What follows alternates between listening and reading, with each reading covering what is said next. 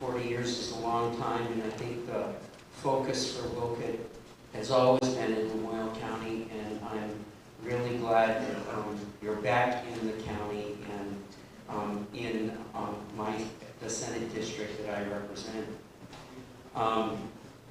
It made me smile driving up the driveway. So I'm going to go from more the high level. My committees, I moved from natural resources onto ag and agriculture in the morning, my morning committee. But my afternoon committee, which I've been on most of the time that I've been in the Senate, is the Appropriations Committee, where all the money bills go through. So I'm going to talk about a little bit about what we see high level is, I think, the issue that is facing state government and facing Vermont, and that really deals with the lack of workers here and the problem we have in doing anything now that is related because we have so few workers.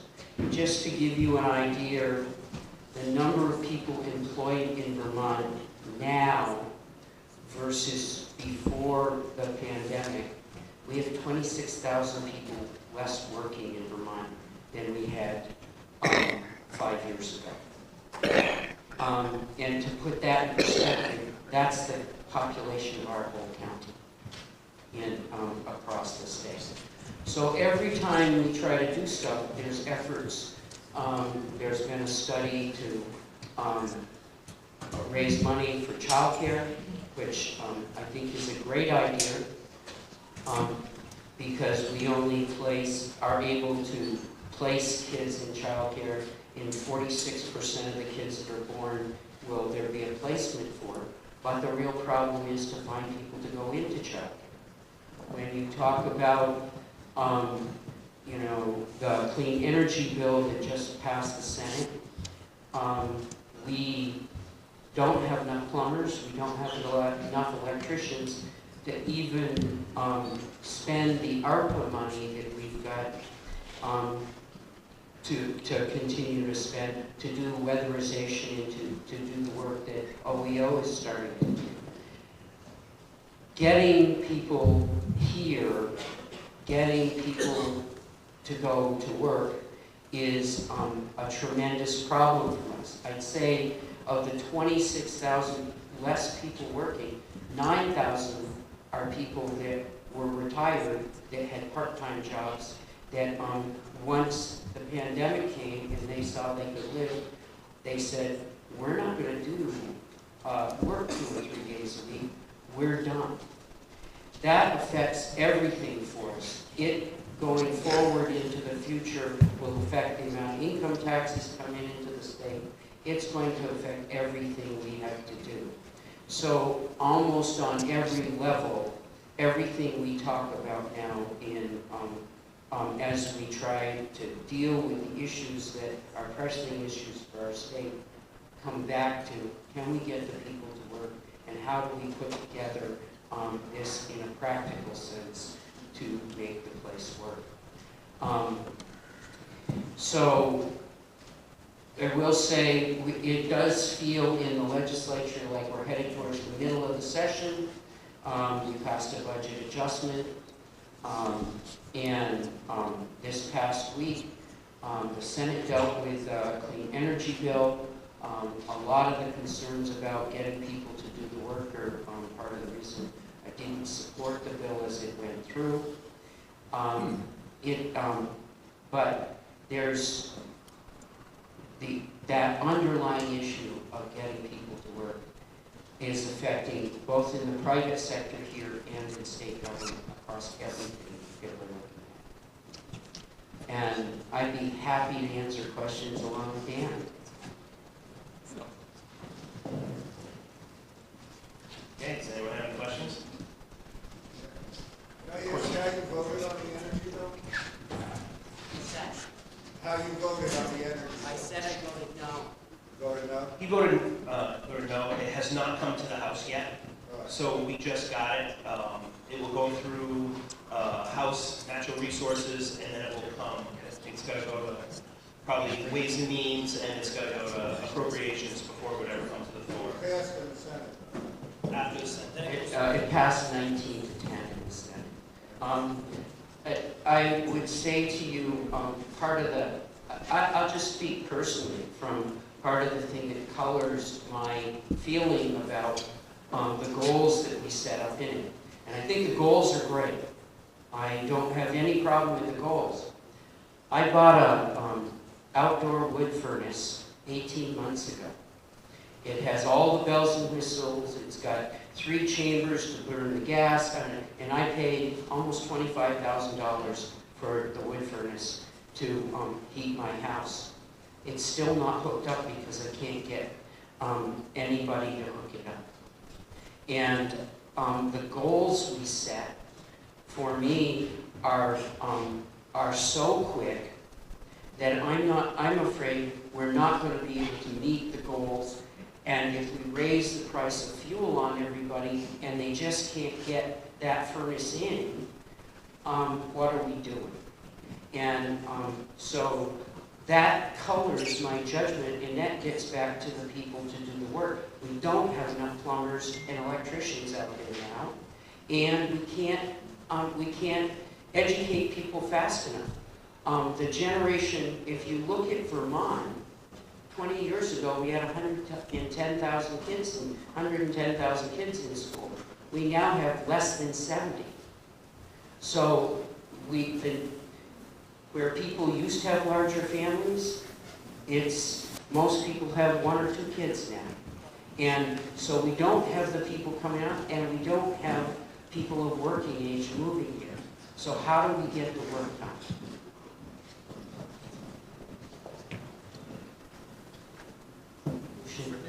Why do we tax Social Security anyway? We're, what, only 9 states out of the whole United States tax Social Security, and we pay tax on it once already. I hear you, that's why I put a bill in to change that. It was before me. Completely, not a little bit. Yeah, I introduced one in Harrison, and last year I put one in as well to reduce that. They're not going to take away all of it all at once. So trying to figure out ways to reduce it down. I could put a bill in that would totally eliminate the tax, but it wouldn't get any play in the committee. So trying to just come up with different ways to move it, just like the tack on military pensions. We're one of the few states that tax that as well.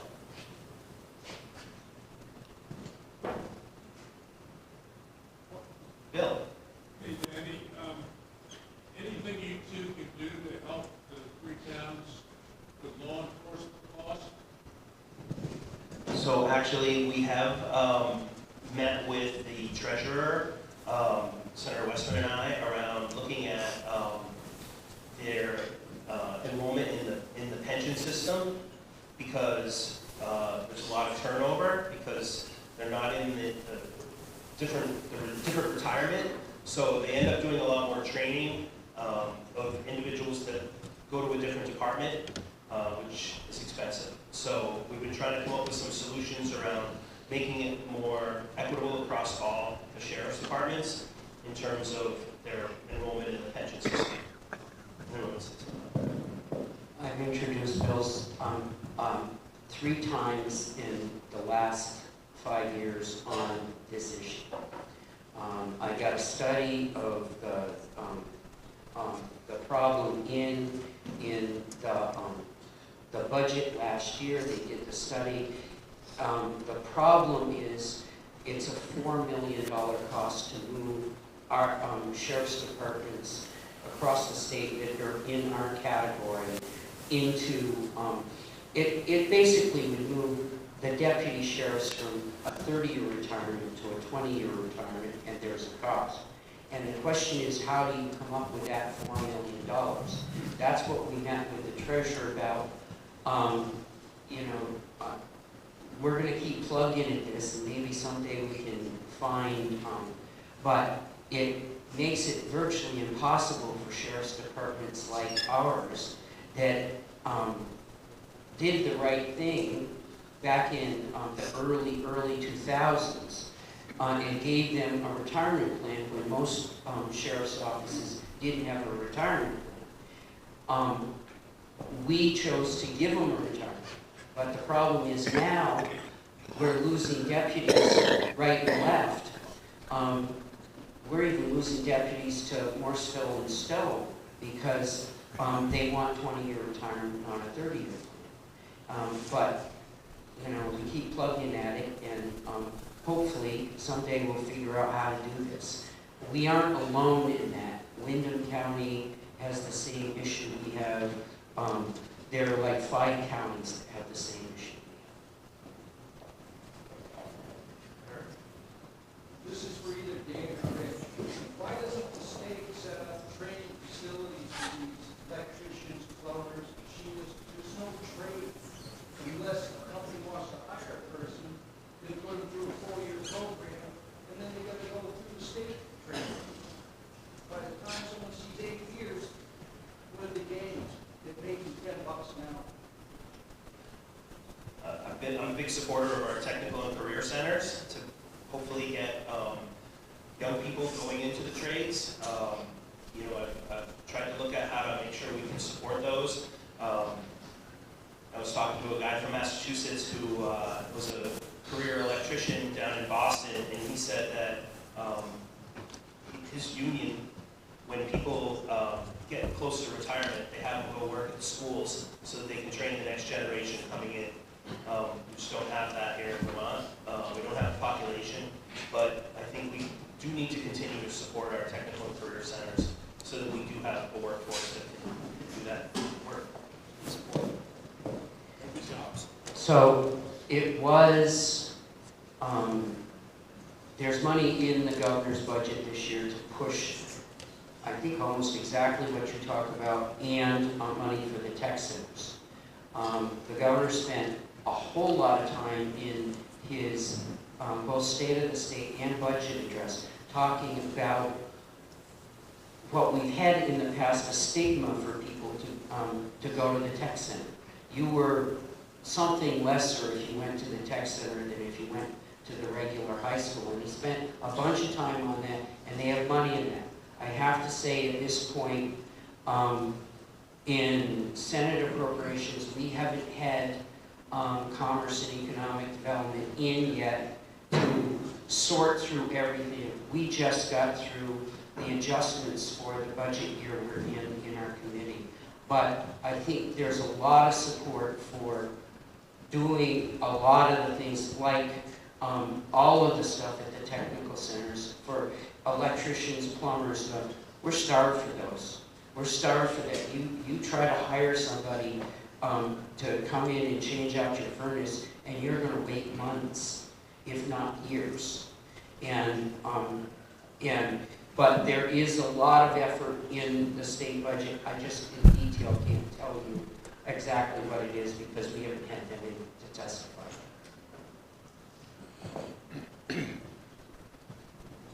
Yeah, go ahead. I just want to follow up on that question. The tech center over in Lamoille Union, currently they have the pre-tech program, which can only take, I think, 20 kids total, which is a pretty small number. And then if you get into the HVAC or the carpentry programs, they're maxing out at 16 kids. And it seems like a pretty big burden to put on a small program to fill this area, the needs. I'm a carpenter, I see every day that there's nobody to do the work. Also, the amount of opportunities, the pre-tech is a competitive program, which I think is a mistake because a lot of the kids that want to go in may or may not have competitive edge. I think it needs to be more inclusive. And I'd love to see that whole tech program go to the top of the agenda, and also not just dependent on the oil union. That's the one that's over there. We should be opening them up all over. I heard the governor's speech. He was talking all about it. What's the lag? There's a lag between speech and more opportunities for high school age people that get into it. Is there anything that? Is there any way of speeding this process up, and is there any plans to expand the program that's currently in this area only resides in Lamoille East. I'm not sure what the enrollment is at the tech center, if they're at capacity. My bet is they're not. They just not enough kids coming through the system that want to go that route. You know, a couple of years ago, I put in a bill to draw the supervisory unions around the tech centers, so that a student who went to Lamoille South, if they go to Lamoille North, then that money follows them. And I thought maybe we should just draw so that it stays all in the same supervisory union. And I didn't get any play on it in the House Education Committee, so at least. I think part of the problem in all of the tech centers across the state is exactly what Dan just talked about. Because the dollars follow the kid when they go to the tech center from their sending high school, the sending high school discourages the kid from going to the tech center. And I think that age-old, if you go to the tech center, you're not as smart as the kid that is college-bound in the regular high school. Those two things together make it hard for the tech center, and financially it makes it hard for the tech center, and doesn't allow them to expand the programs just exactly like you talked about. And we need to get to that problem and figure out how to get the money to the tech centers and get rid of that stigma at the same time. And that's a fight because most of the regular high schools don't want to give up the dollars from those kids. And in a world where we've gone from 110,000 kids in 20 years ago, I think it's like 68 now, you have a shrinking pool of kids, and the high schools and the tech centers are all fighting over the same kids. So could we count on you two to put this at the top of your agenda? You both spoke about this being a problem personally. If that's a problem, the money following, can you guys work on that? Absolutely. It's definitely at the top of my list to, particularly in the budget areas where I am, to make sure I put emphasis there. It's all right, I can speak, thanks. As many questions as you get. This is incredibly informative as far as I'm concerned. And we can talk anytime. Yeah. I still make a comment about the dollars following students on the tech center. I know at Hazen and Craftsbury, we were very proud of encouraging our kids to go to the tech center. So I think it's kind of a sweeping generalization there for them. I think the teachers are doing whatever's best for those kids to be able to find out what their interests are and to help them to that path. So I want you to understand that, at least in this supervisory union, we encourage those kids to follow whatever path they have. So don't let that be an excuse, please. No, I agree. Any other questions?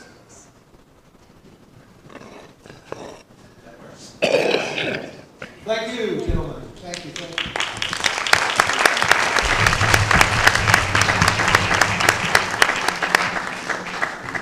My commentary is this is the most interesting discussion that we've had with our representatives in a long time.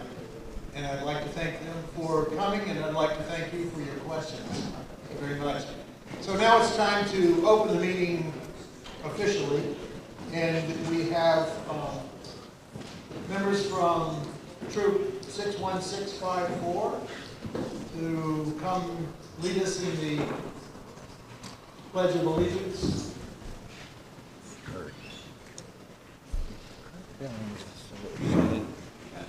Are they available?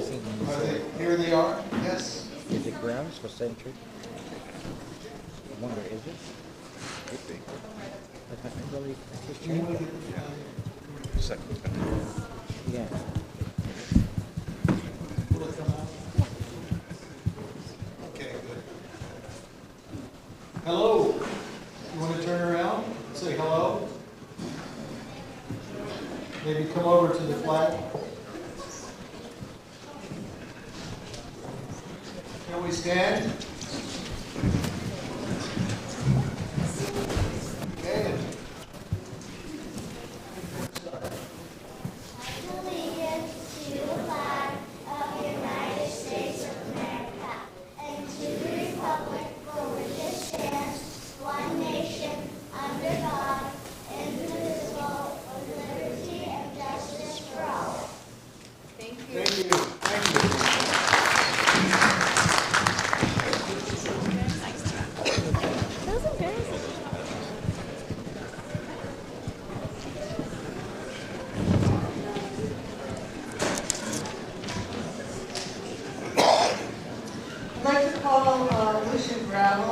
the table for a minute? What did I do now?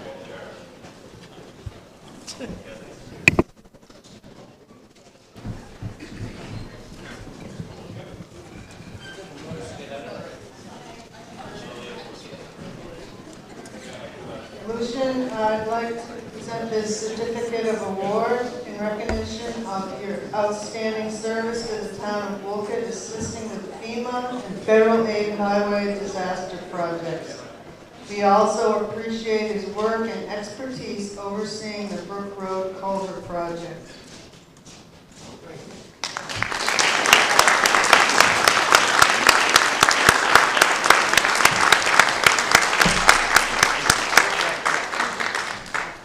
Thank you, Lucian. Thank you. Thank you. I'd like to welcome the fire department.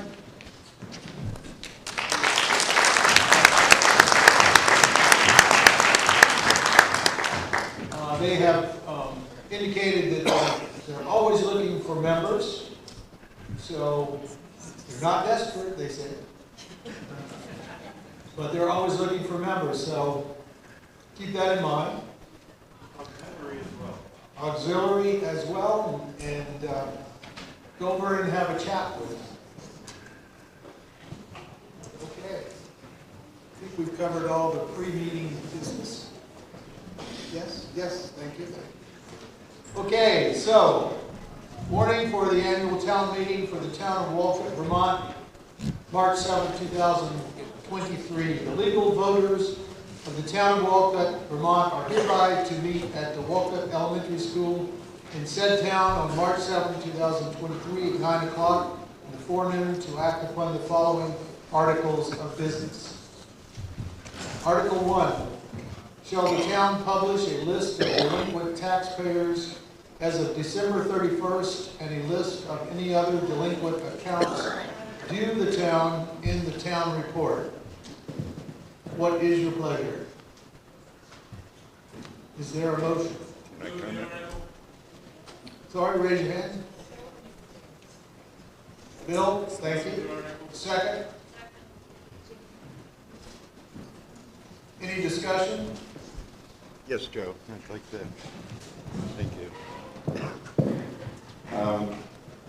As a member of the community, I would like to voice my opposition to Article 1. I don't see any value in this article. I think it only brings shame to our neighbors. The state and statutes have a mechanism to work with people when they become delinquent on their taxes. And publishing their names publicly, in my opinion, serves no purpose whatsoever. I think it's time to tear down the gallows, close the debtor prison, and let's stop shaming our neighbors.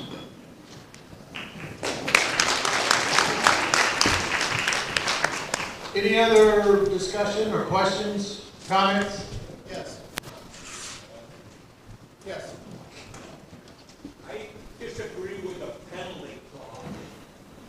Its penalty is just killing people that are hard up, don't have the money to pay their taxes. Everyone hear that? Objects to the penalty clause? Is there? It's not even in this article. It's not in the article. So, the select board is hearing that, but it can't, no action can be taken. Correct? Comes in Article 3. Okay. It will come up again in Article 3. Any other comments or questions? No other comments or questions? We'll have a motion to call the question. Sure, I'll call the question. Okay, thank you. Is there a second? All in favor of calling the question, say aye. Aye. Opposed, nay. Question is called. All in favor of Article 1, say aye. Aye. Opposed, nay. Nay. Okay, I believe the nays have it. So the article is voted down. Article 2, shall the voters appropriate $18,560 to the following social service agencies pursuant to 24 VSA subsection 2691. What is your pleasure?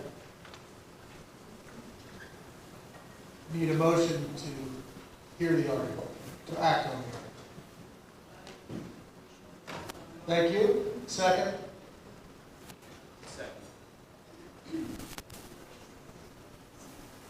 Okay, we'll review the numbers.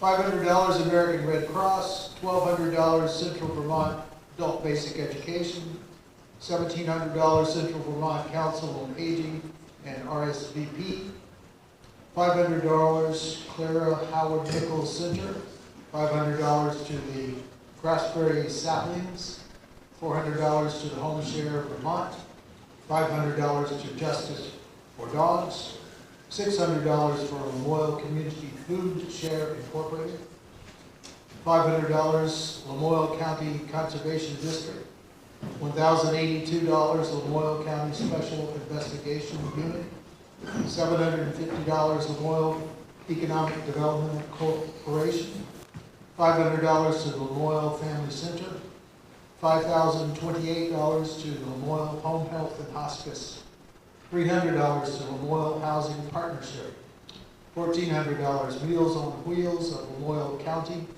$1,000 to North Central Vermont Recovery Center, $1,000 to the North Country Animal League, $1,000 to Rural Community Transportation Incorporated, $500 to Salvation Farms. Any questions, discussion? Yes. Why are there $1,500 between Justice for Dogs and North Country Animal League social service?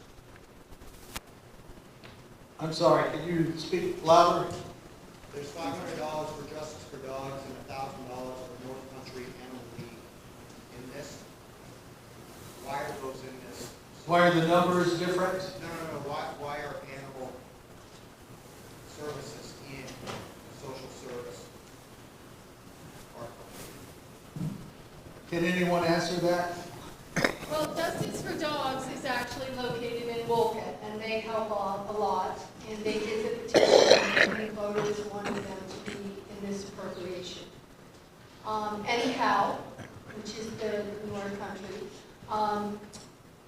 has kind of, I guess you could say, they have been trying to stabilize their funding. And one of the things is they've reached out to the towns, and most of the towns in Lamoille County have them as an appropriation, and also they did the petition too, and got a certain percentage of Wolcott voters to ask that an appropriation be introduced at town meeting. So that is the process is the organization files a petition. Yes, back at the beginning, before COVID, everybody had to do a petition if they changed the amounts. They first have to get on the appropriation list by doing a petition with the voters in Wolcott. Can I ask how many voters are required to be on? 5%. 5%. And we have 1,200 voters at the moment. Okay. That answer the question? Any other questions? Comments? No other comments? No other questions? Can any of these be eliminated? Part of it, or is the whole thing effect? I believe that would require an amendment to the article. And if you wish to make an amendment, you make the amendment, we vote on the amendment, we discuss the amendment first, then we vote on it. And then after you vote on the amendment, you vote on the article. So, do you wish to make an amendment?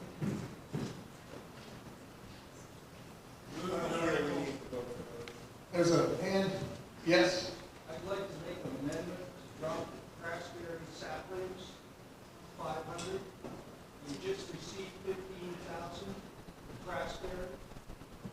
Harper funds. Did everyone hear his amendment? I just want to let you know Craftsbury Saplings is a preschool. Craftsbury Saplings is a preschool, and you're proposing to amend the article to drop them off the list? Correct. Is there any discussion or questions on that? Is there a second to the amendment? No, discussion. We need a second before we can discuss. Seconding simply means you want to open the floor and discuss. Is there a second? I'll second it so that we can open for discussion. Okay, Melissa Moore. thank you. So the floor is open for questions, discussion. Yes? Please speak loudly so everyone can hear.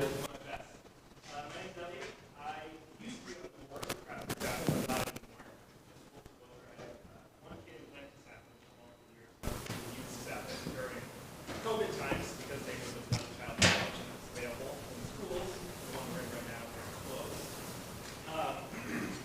So it's really interesting, we just had this long discussion about trade workers and education, and giving people the skills they need, and then follow that up, we're trying to cut money for early childhood education. And so it's strange to me, those don't seem to line up. That we want to support people learning, but we don't want to support people learning. Weird stance for the town to take, I think. $500 is a very, very small amount of money when it comes to supporting early childhood education. Be familiar with Craftsbury Saplings and the work that Saplings does. $500 will mean a lot to Saplings and what they're doing there, and will mean very little to our town. I know that can be hard to hear, but it's the truth. And the hardest thing that we face currently, yes, we talk about the is early childhood education, and keeping people in those jobs and supporting our kids in our community. We have kids in our town that go to Saplings. Our support of that organization supports kids in our town. It supports our school, because we're preparing them to come into our school and be ready to learn, ready to achieve, ready to decide if they want to go to the tech center, go to college, go to the workforce. And so by cutting out any funding for Craftsbury Saplings, we're undercutting the health of our entire community. And it's an epic mistake. Thanks.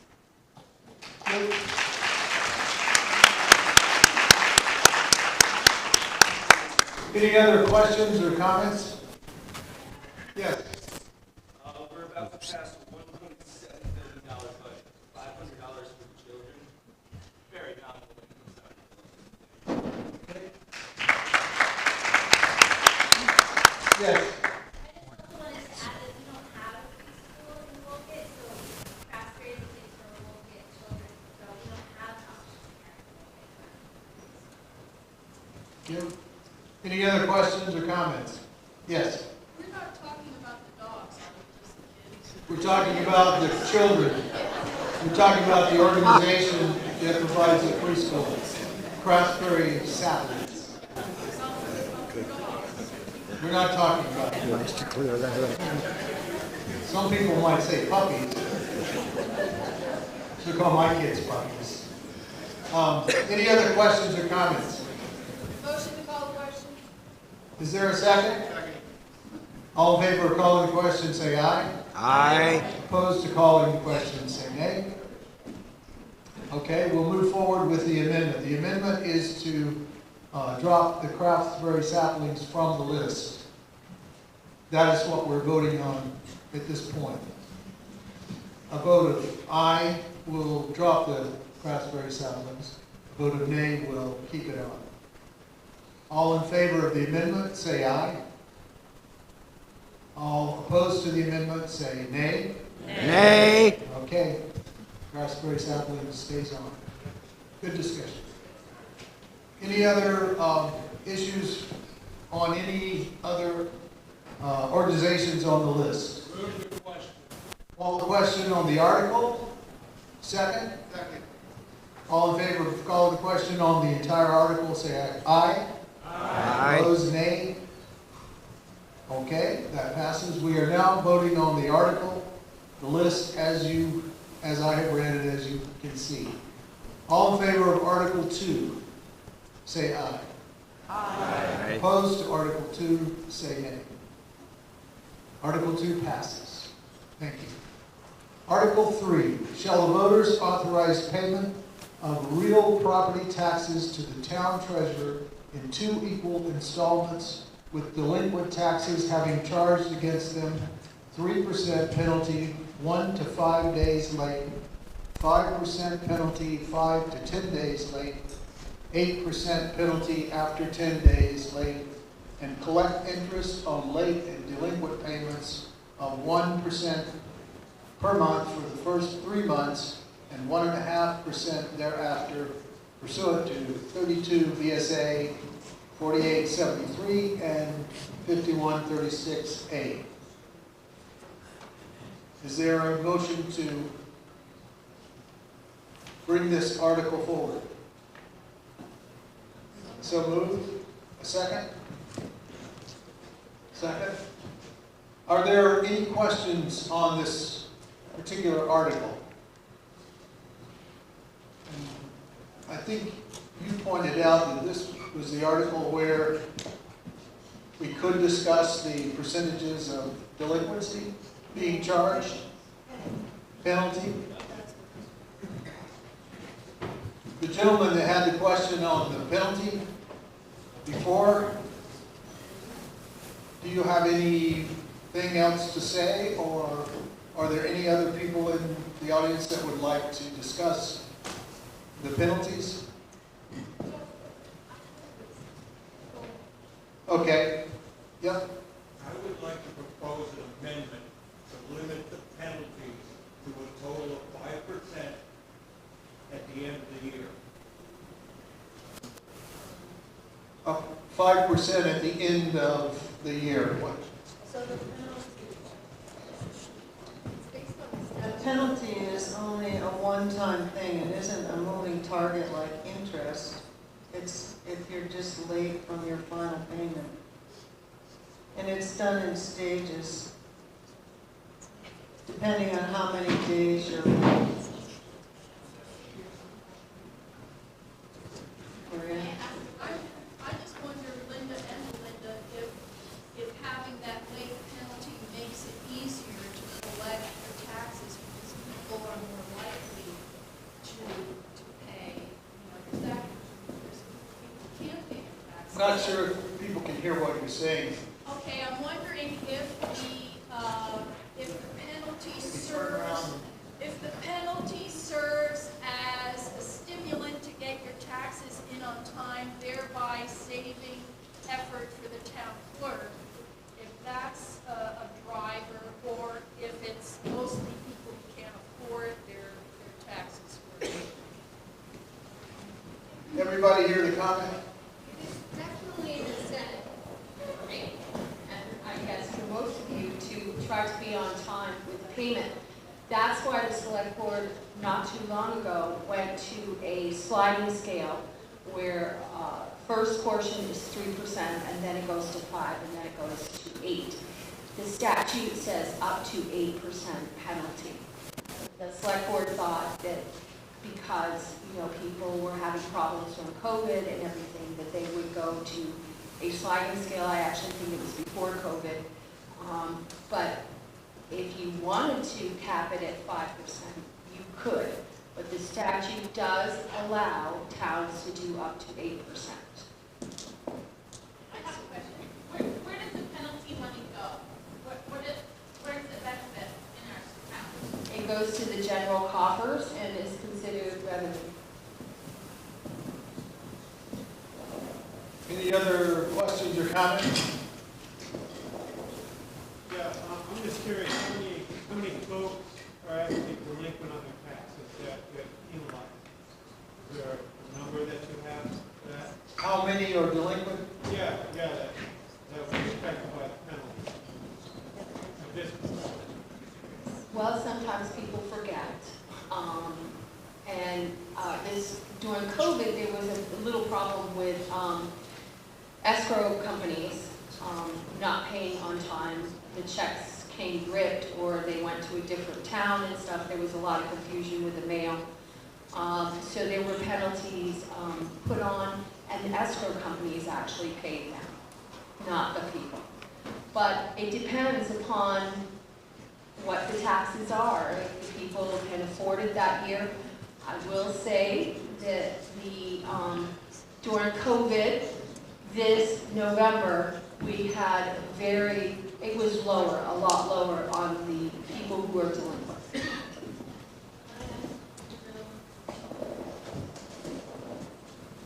So you do have the right to get rid of the penalty if you want, as voters. But you need to weigh the fact that the town is counting on this cash flow, and if people aren't paying on time, that means we need to borrow money. That means we have to pay interest. So you need to weigh the balance between, you're going to pay one way or another. You're either going to pay on the interest end because we don't have the money, or you're going to, some people that aren't paying on time are going to pay a penalty. So that's your choice. Yes. Does the town have a way of working with people if they know they're not going to be able to pay on time, if they reach out proactively or they avoid penalties?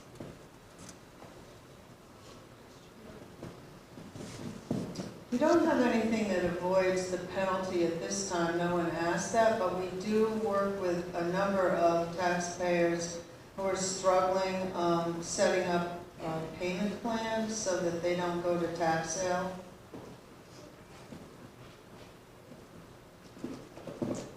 Any other questions? Yes, right here. So mine is kind of similar. My issue with that is it seems wrong to penalize people that are struggling to make ends meet because they can't pay their property tax or real estate tax. That's the conundrum that I'm in on the penalties. I mean, sure, yes, some of us need some of the kick in the pants incentive to pay on time, but there's going to be folks that are legitimately can't pay their taxes. So that's kind of the conundrum I'm in on this part. The state does have a program called VHFA that if you, utilities, water bills, taxes, I even think they help with your mortgage. They have a plan right now that you can apply to them and they will help you.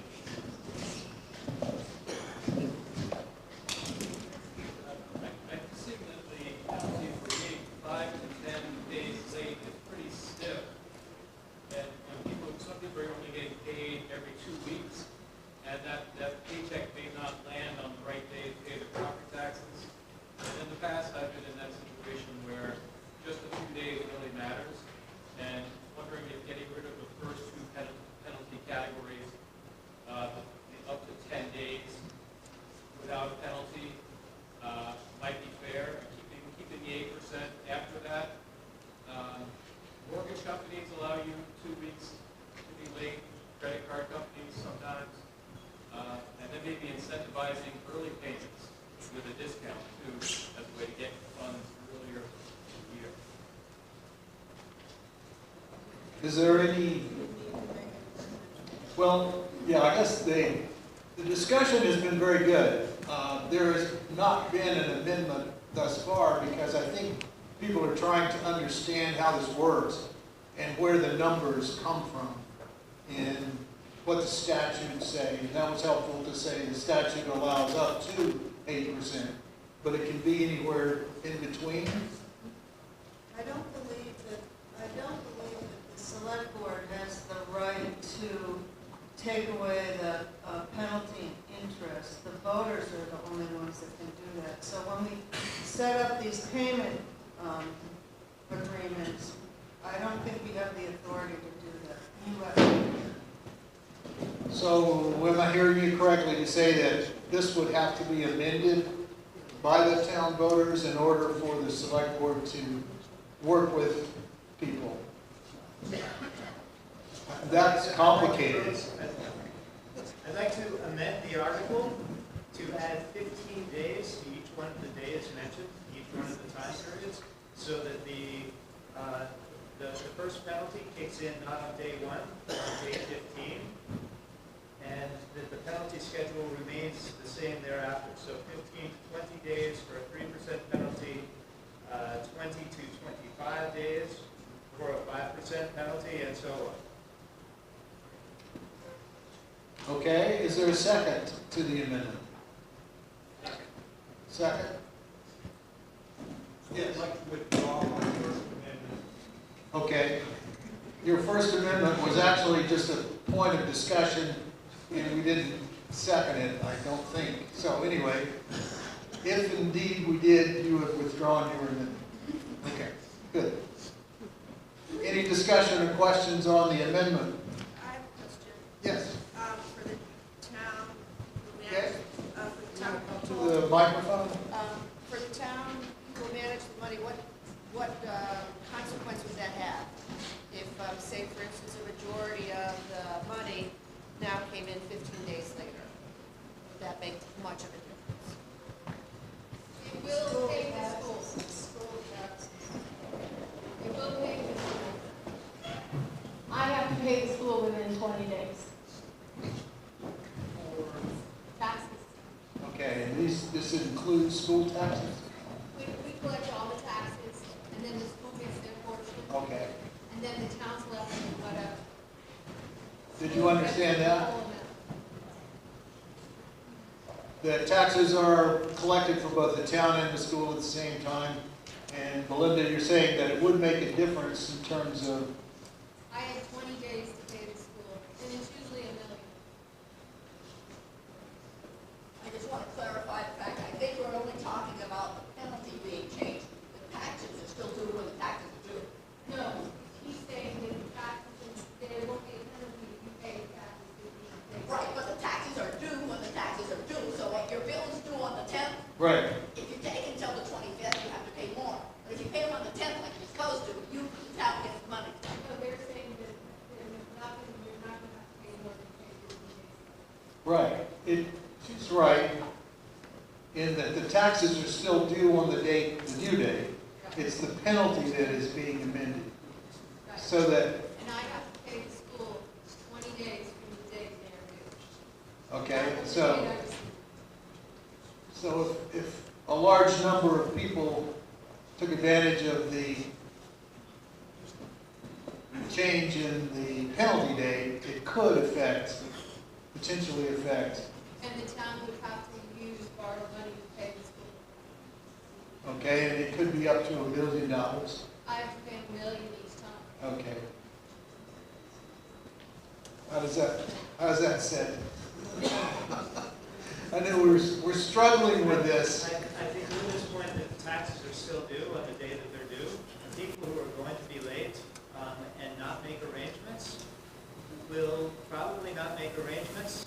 We could adjust the time period. It could be 7 days instead of 15, for instance. But I think that a short window gives a grace period for somebody who doesn't get their check in the mail until a day in advance or a day afterwards. And I think that's a good thing. I think having a penalty, having a small grace period is a good thing. 15 days as a number corresponds to the grace period that we get on our mortgages, on other things. It seems like a reasonable number. It's less than the 20 days. The taxes are due when they're due. So what we're talking about here is a penalty and a grace period before the penalty kicks in. We're keeping the same penalties and just putting a little bit more buffer in place. I think 15 days because it seems like a round number, and I stand by it. Okay, any other comments or questions? Do we get more late on the second payment versus the first? Because the notification only comes out like one piece of mail, period, that you're supposed to.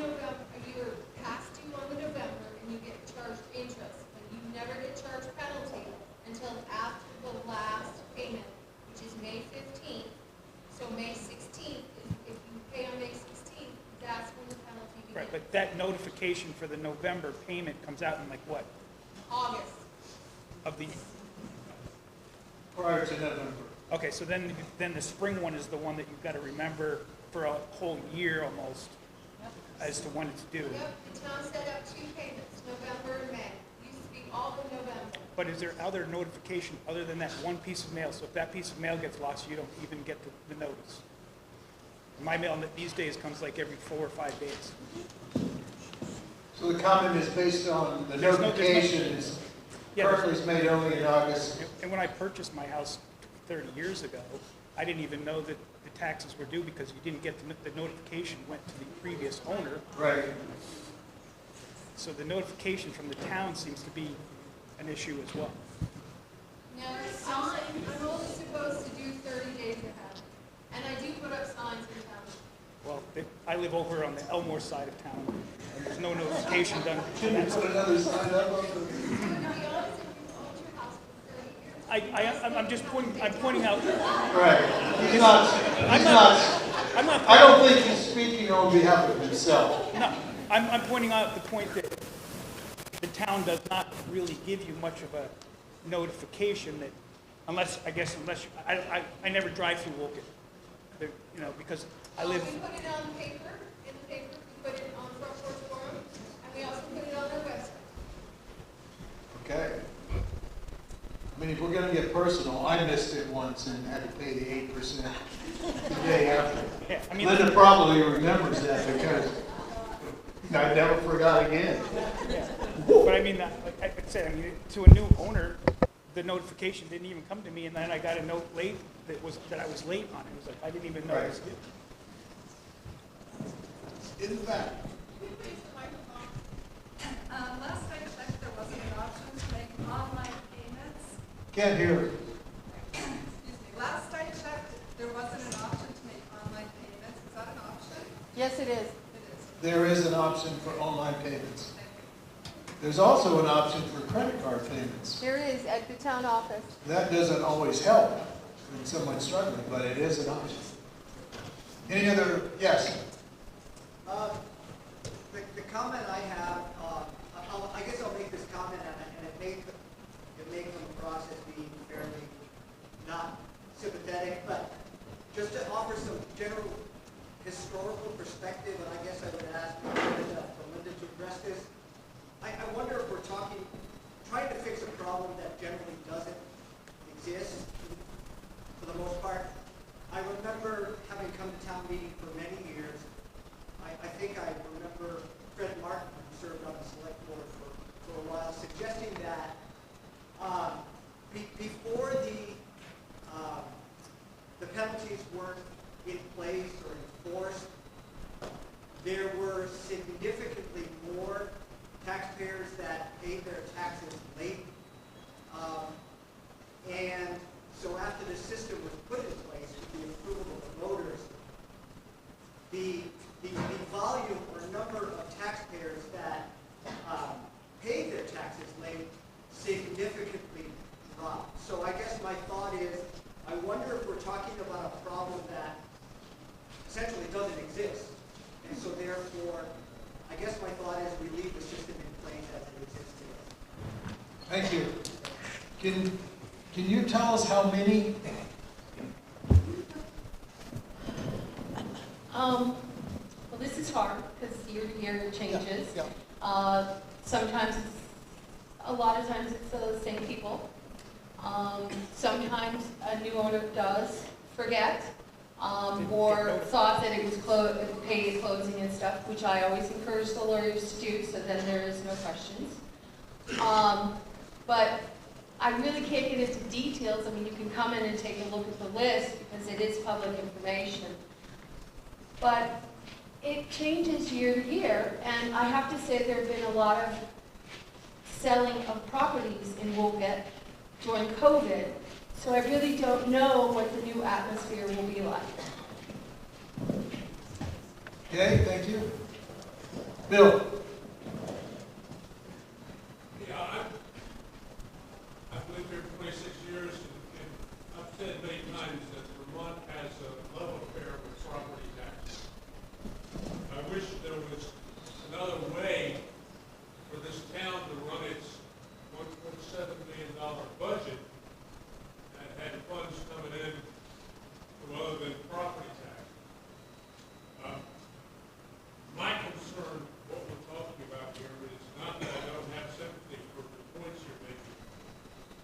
is I'm not sure it's a good idea to make drastic changes to this right now. I think the select board who set these penalties has heard the discussion and ought to consider this maybe for another time, or another year. But having been involved with their budget development and watching their budget for many years, you know, sometimes you make a point here and you increase the problem here, and that's what we're doing. And I think Linda told you that, or Linda told you that when she said, if we all of a sudden go back to having trouble collecting taxes, you're going to have to borrow money to pay the bills, because the bills are going to come in. I'm concerned that you make changes to something that's been in this book for a while today, off of just emotion. And I understand that. But I think if you want to do anything positive, direct the select board to look at this and take into consideration what all of you have said. Thank you. Any other comments or questions? We have an amendment on, okay, yep. Just one comment on what you're saying, you made a good point that the money has to come from somewhere. But I think if we have people who are struggling to pay their taxes, pushing that responsibility on them, rather than it being something that has to be paid with our own money, that becomes everyone's responsibility, that's a distributed responsibility, that we all take on that burden, makes a lot more sense than pushing that burden on a handful of people who are struggling to pay their taxes. Thank you. Call the question? Okay, the motion to call the question has been made. Sorry, is there a second to calling the question? Second. All in favor of calling the question, say aye. Aye. Opposed, say nay. Question is being called. And did you write down the amendment? So the amendment would be 1 to 15 days late would be 3% penalty. No, incorrect, sorry. 0 to 15 days late, no penalty. Penalty starts on day 15. And so each one of these penalties is offset by 15 days from what's written in the warning. Let's put it in a grace period. So 15 days, 0 penalty. Correct. Then a 3% penalty from 16 to 30. No, what is it, 5 days? So 16 to 20. Right, so it's one, right now it's written as 1 to 5. Okay, and then the last, and then 5% would be 21 to 26? Yes. And then, I mean, it's add 15 to the numbers written in the warning. okay. All right, that is almost to the point, you know, the select board leave it up to August 30th. If you do not pay your taxes that you had from the year before, we send you to tax sale. So you're kind of just prolonging it. I'm sorry, I missed. That's a separate point from what's on the warning and what's in the amendment. Well, that's an ordinance that the select board set up. I mean, if you're going to be late, you're going to be late, right? And the tax sale kicks in when the tax sale kicks in. Okay. Everybody got it? Know what you're voting on? Need any clarification? Yeah, I'd like to ask just one question, just about as far as paying the school, say we push the grace period gets shifted 15 days. If we shorten that grace period. We can't, it's statute. Is that going to help stay the school on time? Saying the paying the school 20 days from the due date is statute. I can't change that. We cannot change that. The town cannot change that. Yeah, something like that. So shorten it from 15 to 7 or 10 or whatever, that would allow more, there'd be more of a buffer to make sure the school's paid on time, That is correct. right? Okay, that can be accomplished by an amendment to the amendment, to the amendment. It's the old mirror effect. So moved. Well, so would that make a difference, like, from your point, as far as paying the school? It would From 15 to definitely 7. be easier. Would make it easier to Would make a And I would difference. propose an amendment to shift it from 15 days to 7 days. An amendment to the amendment. We have, actually, we call the question, and so we have to vote on the amendment as it was made. And then if you vote that down, then you can make another amendment, I believe. Anybody object to that process? Love it. I love it. I love town meeting in Vermont. It's one of the reasons I moved here, honest to goodness. Okay, everybody got it? Everybody understand what you're doing? Okay. All in favor of the amendment to make the penalty date 15 days after the due date, say aye. All those opposed, say nay. Nay. All right. Love it. I know I'm not supposed to make opinions, but what can I do? I'm not making an opinion on the amendment. I'm making the opinion on the group of my fellow Wolcottians. Okay? What? Yes, Wolcottiers. Okay. Wolcottites. I like Wolcottians. But anyway. All right.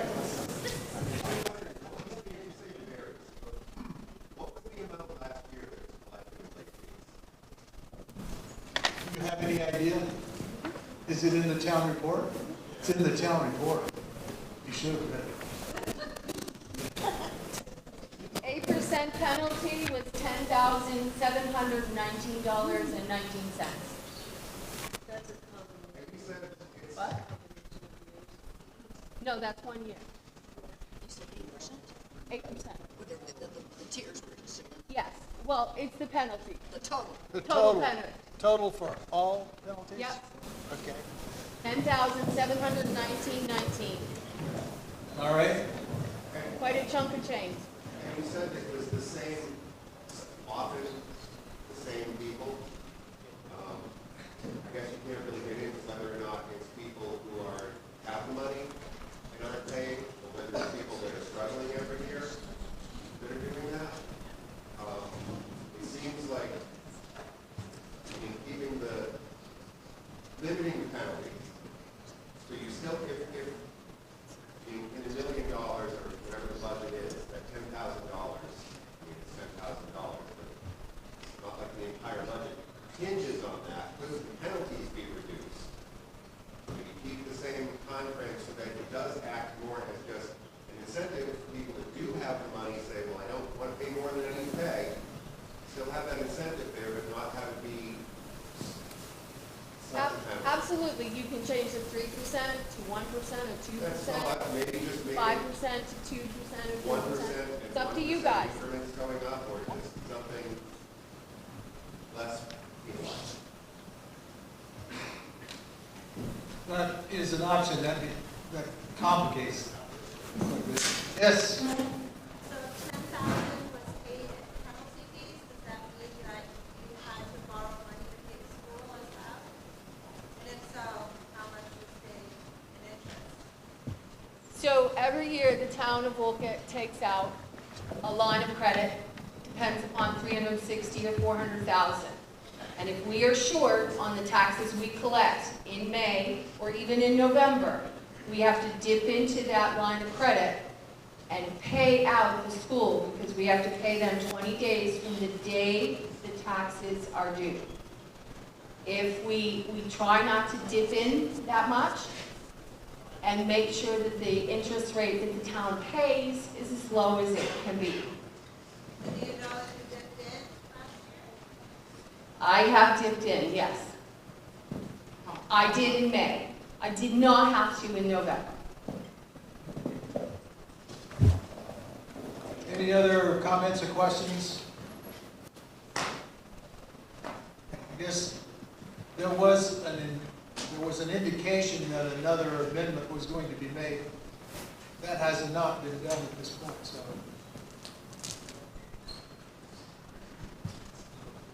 I'm hearing that there is the possibility for people that are struggling to have help, but they need to know that. They need to know that that help may be available. Is there any kind of outreach? So there is, on each delinquent tax bill I send out, the programs that the state has.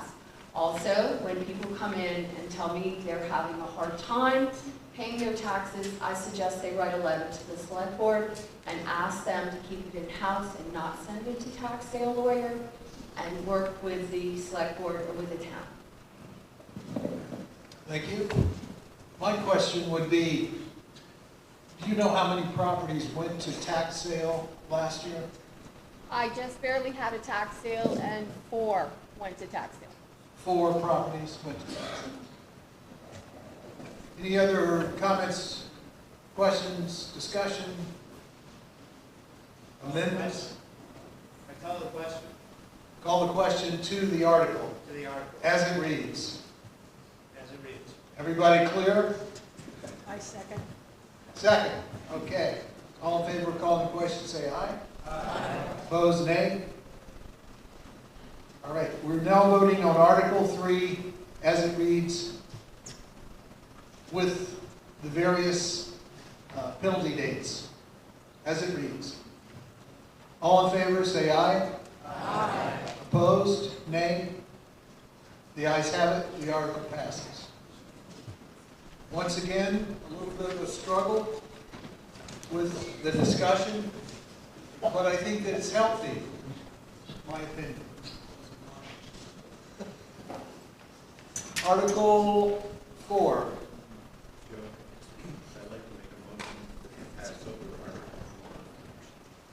Motion is to pass over Article 4. Motion is to pass over Article 4.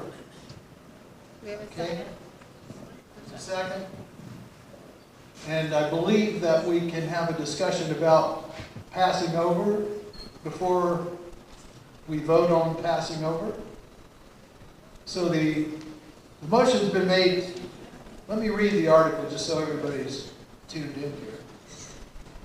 Article 4, shall the voters of the town vote to allow the select board to negotiate the purchase of .34 acres on Route 15, property identification 15021, purchase from Champlain Oil Company Incorporated, pending results of a brownfield study. Everybody know where that property is? It's between, it's right next to the post office. It's the big open area that is currently used pretty much for parking of various and sundry people. That's the property that's being talked about in Article 4. So the motion has been to pass over, it's been seconded, and now we're discussing passing over. Yes? I'm curious why the select board wants to pass it over and include it. Okay, the question is, why does the select board, who put the article into the warning, now wishes to pass it over? Who wants to answer that question? It's a great question. So this piece of property, as mentioned, is located next to the post office, and it abuts another town piece of property.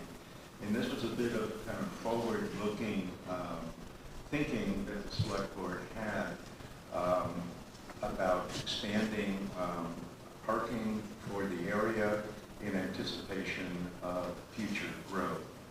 The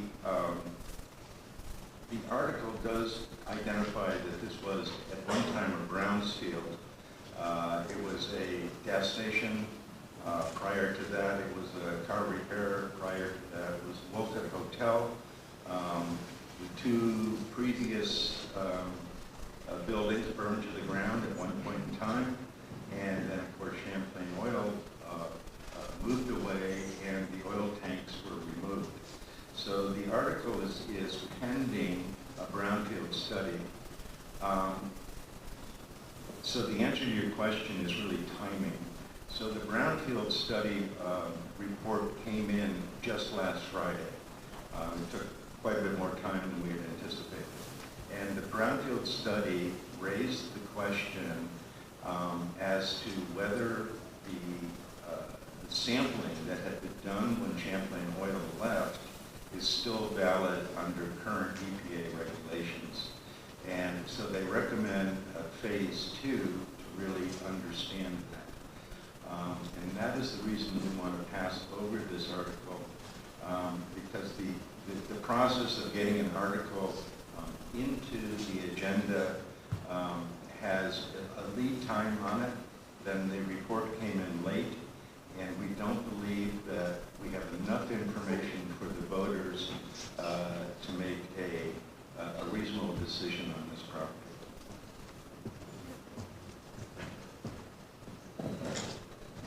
Any other questions, comments? So let me get this straight. We, as taxpayers, want to buy a piece, you as select board want to buy a piece of property that's potentially contaminated or parking down the road, but we don't really have a town that has any form of infrastructure to support any growth down the road. I'm not clear on what the importance of this piece of property is. Really not.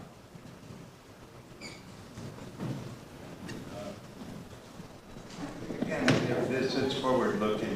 One of the difficulties in the village is wastewater and clean water. And there is a process in motion to try to address those things. We anticipate when there is clean water, when there is wastewater, that very potentially there could be growth within the village. And if there's growth within the village, it's going to need to have some kind of parking in town. As you all know, we're locked between a ledge and a river, and there's just not a lot of space there. With our ARPA funds, this was an opportunity to do some forward-looking. As far as a brownfield goes, I know that there's been some concern about the town taking on potentially contaminated ground. And we're not necessarily new to that process. The ground underneath the gazebo at town office was also a brownfield. And we learned through that process that there is ways to mitigate a brownfield to make it safe. And in this particular case, we feel we don't have the full information that we can confirm that that's the case.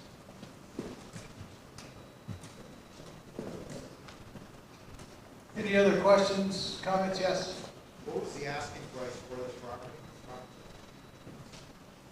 Is there a starting point? No, we really haven't gotten into a starting point. We discussed this with Champlain Oil. We asked if it was up, if they were interested in selling it, and they are. And we suggested that we need to have a brownfield study before we can even start talking about what it might cost, what the negotiation would be. And that's why the article is written in the way it was, that this is a request only to negotiate pending the brownfield study.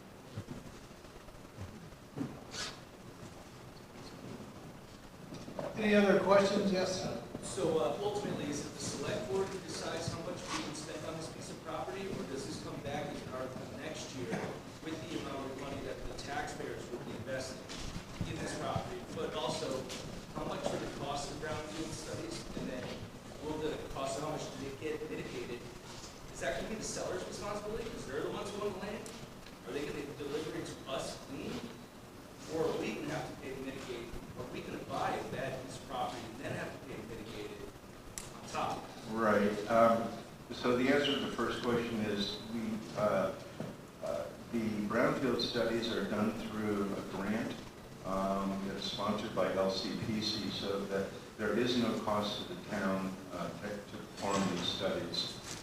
It does need to be, a study does need to be EPA approved, which this one was. And so the question is, if it is contaminated or polluted, will the town want to clean up that contamination? And I believe, Linda, we would come back to the voters on that kind of thing. Use the mic.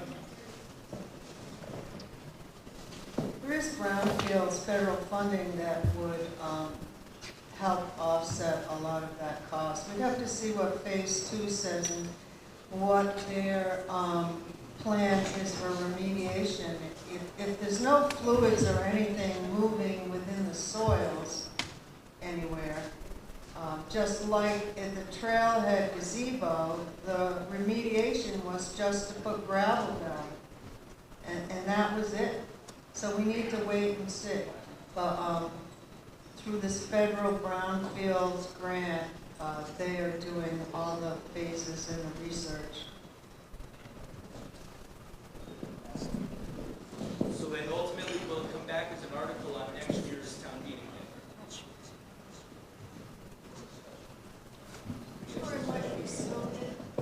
Yes, we will come back to the voters if we feel like we want to move forward. It might be a special town meeting though.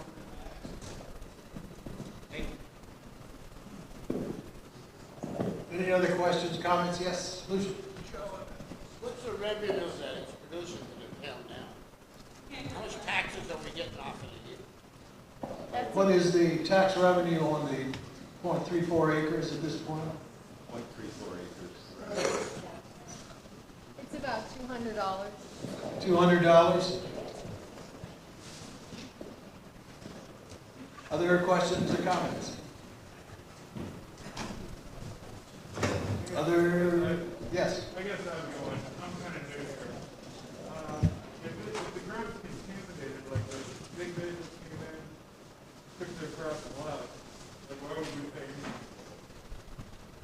Why would we pay what? Anything for the land. Anything. We're gonna have to deal with this potential piece of land probably forever. So just give it back to us and make them pay for it? Is that happening? So I'm just kind of getting into this.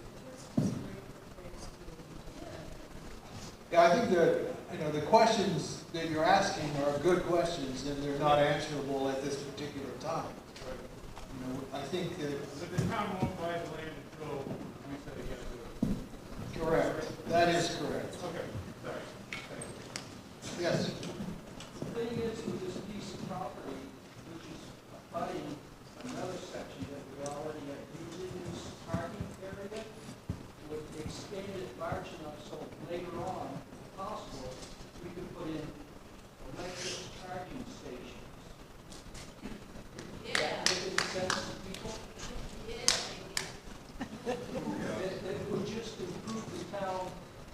Ability to use what it owns now.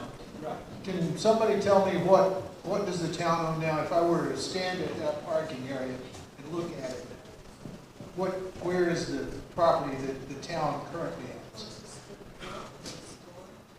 Closest to the brook and the store. Half of the parking lot. Half, about half Pretty of the much. parking. Okay, so the property that's being still owned by Champlain Oil Company is between half the parking lot and the post office. Yes. Correct. Okay. So we have an idea of where we are. Thank you for bringing up that point. Is that one of the things we were thinking about and looking forward is EV charging stations. It's an ideal place for that, and I believe that over time there's going to be a requirement in the state that there are EV stations available every X number of miles. And between Hardwick and Morrisville, it seems like an ideal location, as long as it's not contaminated.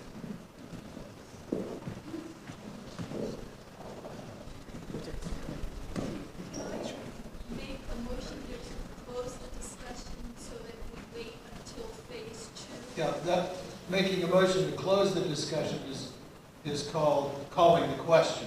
Okay. All right? Could I call a question? You may move to call the question. I move to call the question. Is there a second? Second. Second. Okay, the question has been called. We're voting on calling the question. All in favor of calling the question, say aye. Aye. Opposed to calling the question, say nay. Okay, we call the question. And the question is, shall we pass over Article 4? So, we vote, if you want to pass over Article 4, you vote yes. If you want to keep on going with this, you vote no. So all in favor of calling the question, which is to pass over Article 4, say yes. Yes. Those wishing to continue discussion, say no. Thank you. Happy to move on. All right, we're passing over Article 4. We may see it next year, or we may see it sooner than that. Special meeting. Article 5. Shall the voters of the town vote to adopt the proposed select board budget in the amount of $1,708,388, less anticipated revenues in the amount of $400,560, leaving a portion thereof in the amount of $1,307,828 to be raised by taxes. What is your pleasure? Move the article. Move the article. Is there a second? Who was that? Raise your hand. Name? Thank you. Okay. So we're open for questions and amendments and so forth then. I'd like to amend that article to read, shall the voters of the town vote to adopt the proposed select board budget in the amount of $1,696,948, less anticipated revenues in the amount of $400,560, leaving a portion thereof in the amount of $1,296,388. And we are asking to remove 11,000.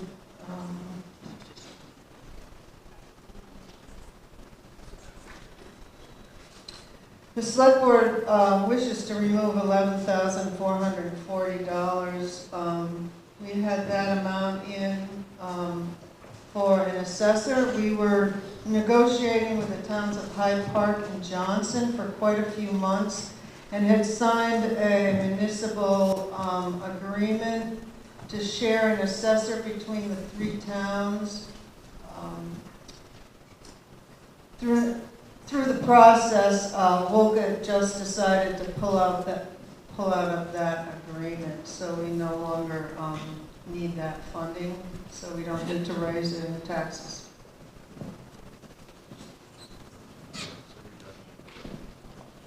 A reduction in budget. Are we facing reappraisal anytime soon? And the question was, are we facing reappraisal anytime soon? Probably. But there's no one to do it. Right. We're getting close. Do we have a What does getting close mean?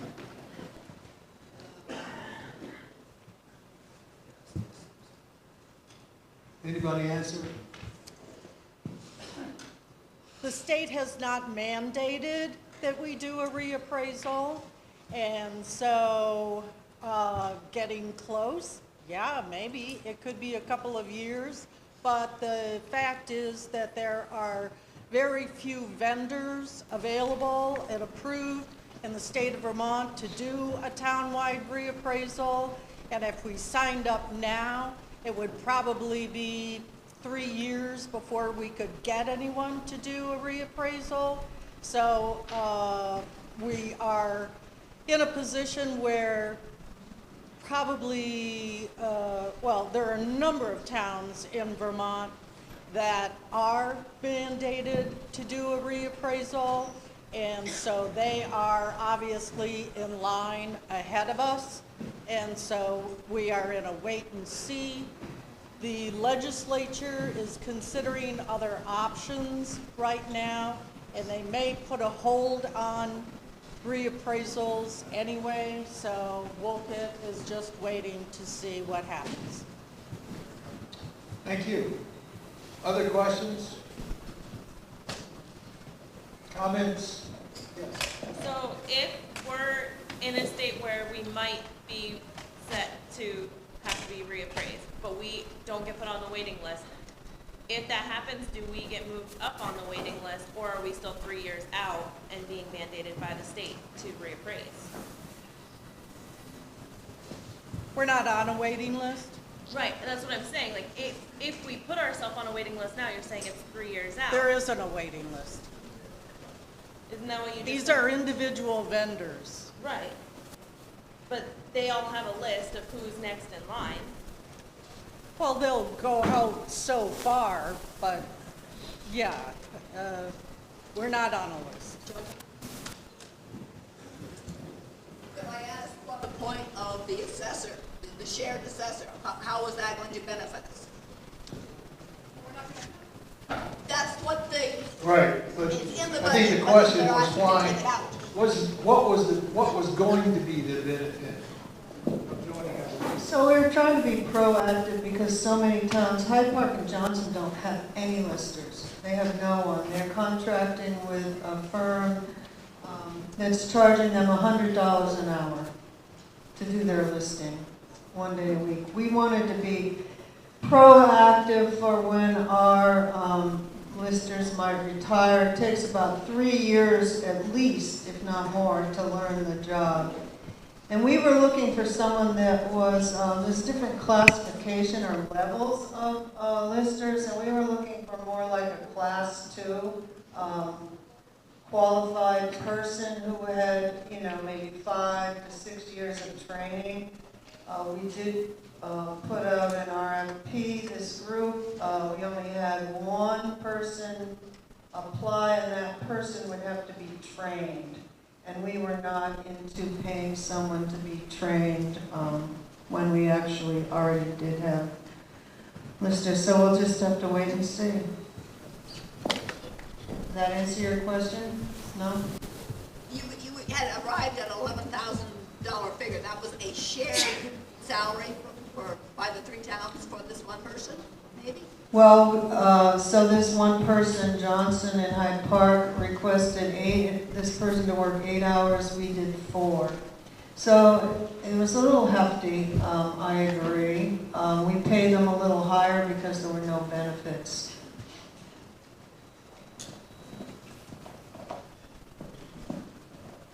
Other questions, comments?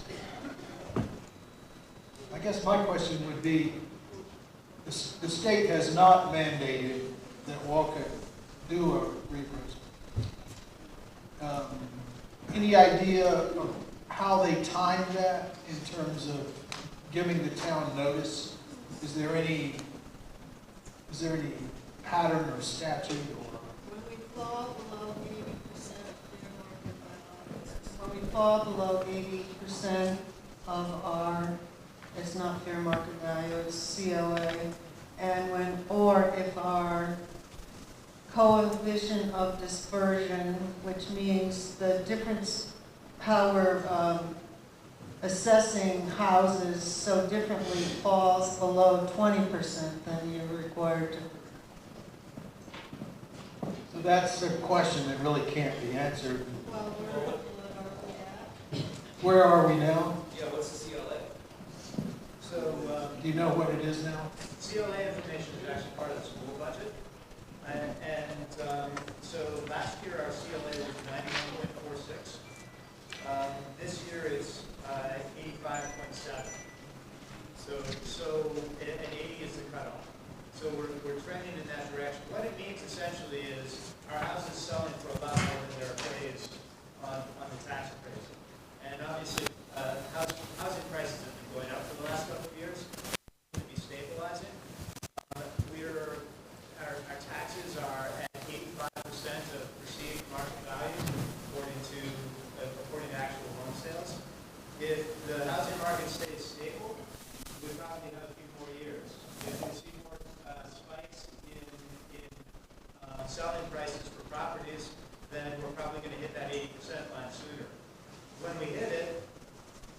and whether or not there's appraisers available, or if we have listers who are available to do it.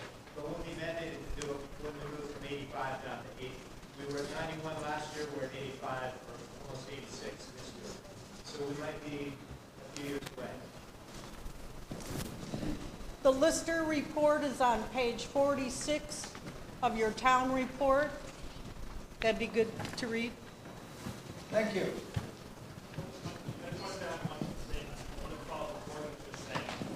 The really important thing about the CLA is the farther we are from 100%, the more we automatically get taxed on our school budget. The more that we have, the less control we have. So we were at roughly 92 last year, we're at 85 this year. So because of that roughly 7% drop, we are automatically taxed more. So it's parts of our budget that we can't actually vote on or change or impact because it comes from the state. And so that's why getting close to that 80% threshold is bothersome because it takes control away from us and our ability to dictate the size of our school budget, how we're assessed, and all of that sort of thing. So that's why yes, the state's going to mandate it at some point. It's a good sort of cutoff point, but us being ahead of it is actually going to help our taxes. We can get our CLA number back up closer to 100. It's going to impact how we're taxed at a state level, not even locally, but anything we can decide. So that's just put a little bug in everybody's ear about maybe coming to the select board and saying, hey, let's start the reappraisal process before it's mandated because it sounds like it's going to take a while. And all those years we're waiting are years we use to say over our budget and how we're being taxed. Yes. Bill. Here's my concern, and Kurt's heard me say this many times before. We're fortunate we had listers. A lot of the towns don't, and they're paying big bucks for the same service. So I look at that air situation, and I'm really talking to all of you, and not just the select board. Looking at the future, planning what if. What are we going to do? And you start thinking about that now and making plans for that now, not oops, when it happens. So we need young people who maybe want to become listeners and get the training so they can carry on for the town. Even more important than that, in my opinion, and again, I'm talking to all of you. We voted today. We didn't really vote today for select board because there was nobody running against anybody. We are fortunate that we have the people that we have that have given a lot of years at $500 a year on the hand to run this town. But like me, they're not spring chickens either. What are you going to do for encore? What's next? We need people like you, young people, to get involved in this town and pick up the mantle and carry it forward. And until that happens, we can wind up maybe sometime where there's nobody to vote for. It's happened in towns, in small towns in Vermont. So that's my sermon for the morning. I think they deserve a lot of credit for what they're doing, but I am concerned about how long they can do it.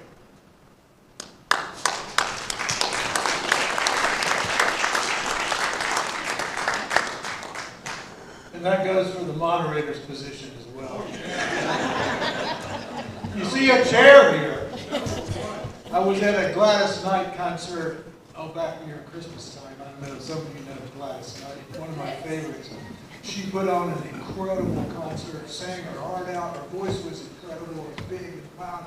But she had a chair and she sat down halfway through the concert so that she could get through the concert. So I may be sitting down too.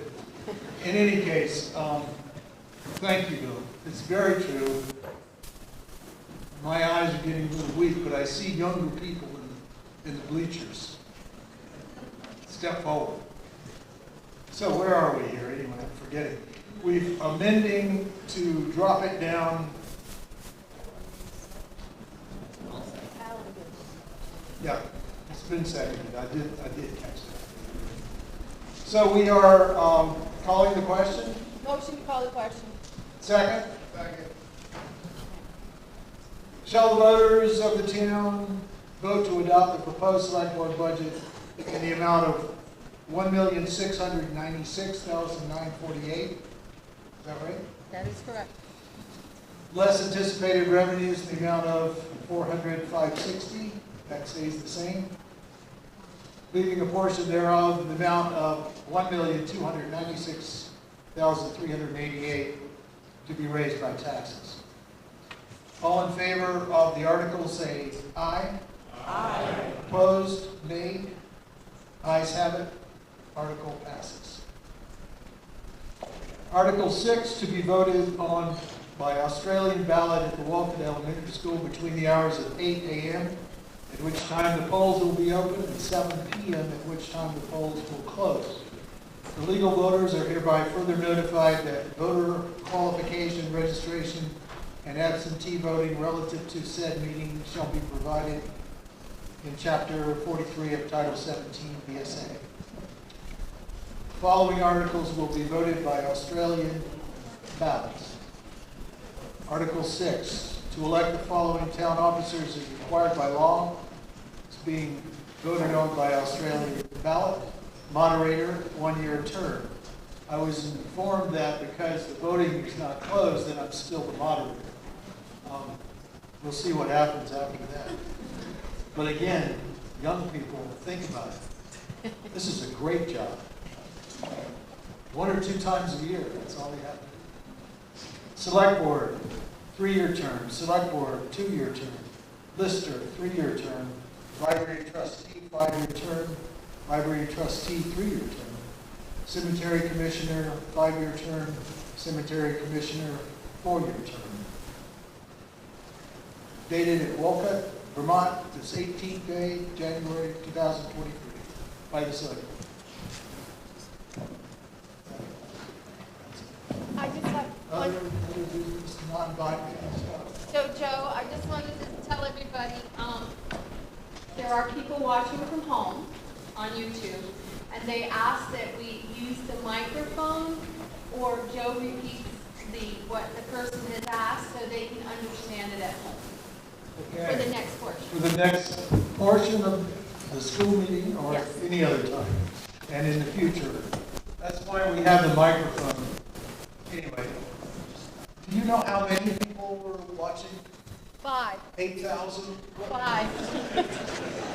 5. They're watching from all over the country. 5 people watched online. That's great. We had 7 a couple. Oh, peaked at 7. We lost some people there. Are there any other business of a non-binding nature, questions or comments that you would like to make at this meeting? Little League sign-ups. Sign your kids up for Little League. Sign your kids up for Little League.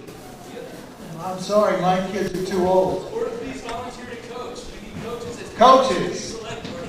Need coaches. Where do they sign up? Call. What? Through the school. Through the school. Yeah, they have stuff at the school we distribute. Okay. I'm here representing the Mary Jane Dexter Memorial, Mary Jane Dexter Scholarship Fund, which we are really excited to announce is back. When Mary Jane passed away, the account has been tied up in probate. Finally through, we now have corporations, so I'm here to give away money. There are applications, this is a scholarship for anyone who's enrolling in college or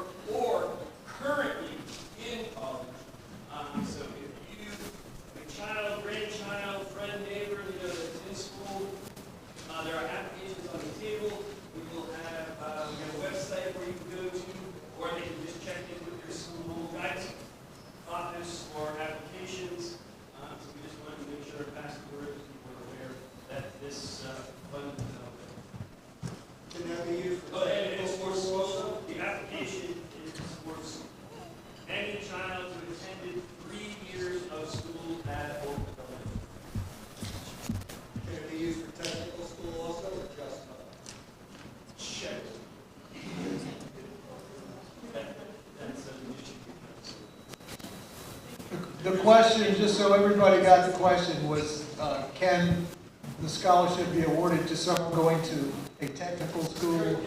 So it's a 2 or 4 year program, school. So something like BTC would count. Certification programs, that's a little bit. So it's something you're looking into? Yes. Okay. So don't rule it out. Yes?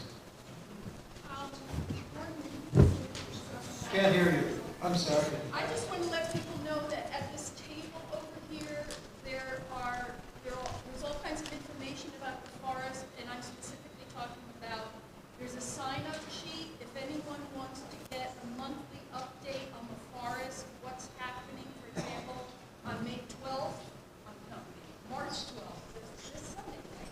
Yeah, this Sunday. This Sunday, there's a tracking trip. So if you'd like to be on the mailing list, please sign up there. We have all kinds of rare species in the forest that's been discovered and wonderful habitat.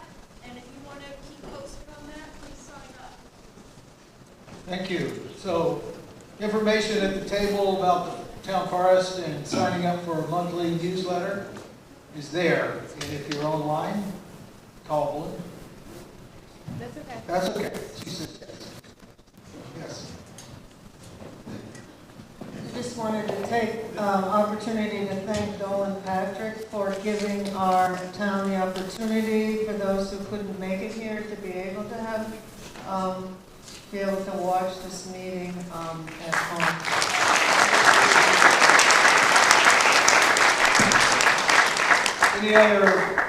Any other business, non-binding nature? Motion to adjourn? There's a motion to adjourn. We have to consider that motion without further ado. So all in favor of adjourning, say aye. Aye. Opposed to adjourning, say nay. We're adjourned. Thank you very much. So, you want to tell them 15 minutes? Yes, the school meeting will begin in 15 minutes.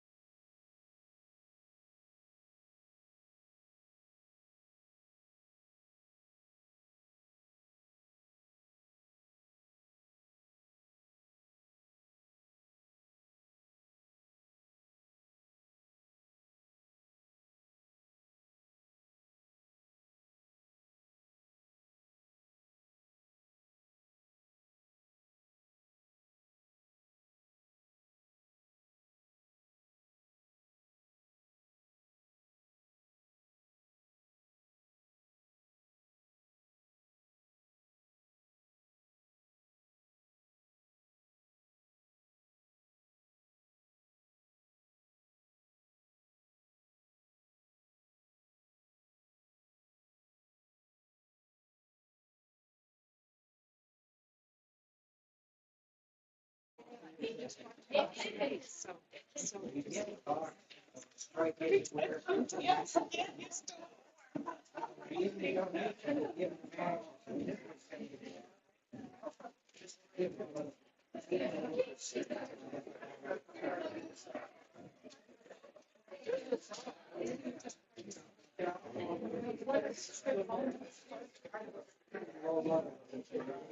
we'd like to open the town school district annual meeting. The words of the Wolcott Town School District hereby identified as meeting and the school district meeting of Wolcott School Tuesday, August 7th, approximately 15 minutes after the adjournment of the town meeting, back to the following articles. Article 1. To elect the following school district officers for the ensuing year. School district meeting moderator, district clerk, district treasurer, alternate district clerk. What is your pleasure? Start with school district meeting moderator. Linda making motions to nominate Joe Hester. Okay. Second, Penny will get married. Any other nominations? Any other nominations? Any other nominations? Motion to close the nominations. Move, second. Close the nominations. Okay. So I'm the only one, so I'm going to. Thank you. District clerk. District clerk. District clerk. Floor is open for nominations. That is currently Belinda. Currently served by Belinda.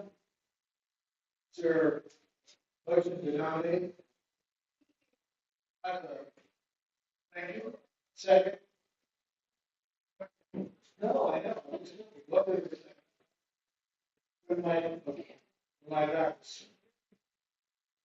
Motion to be nominated Belinda. Any other nominations? Any other nominations? Any other nominations? They close the nominations, say aye. Those nay. Mission closed. Congratulations, Belinda. District treasurer.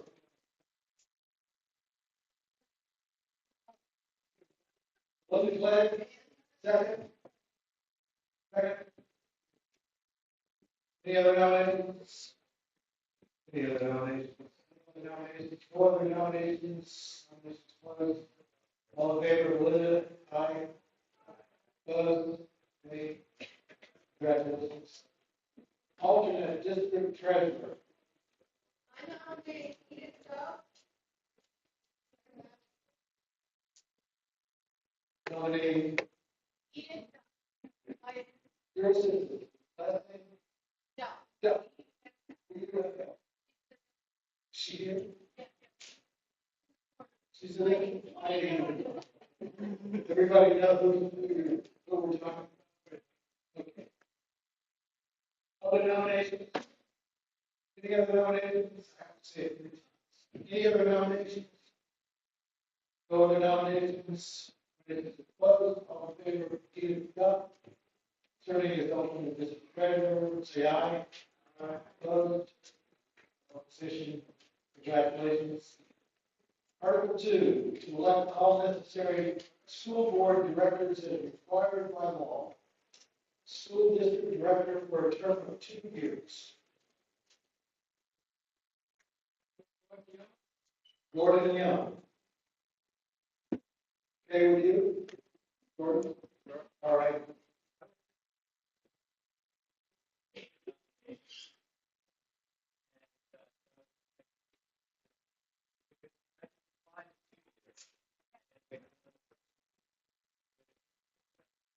Okay. Would you like to retract your nomination? And who is it? Who is the two?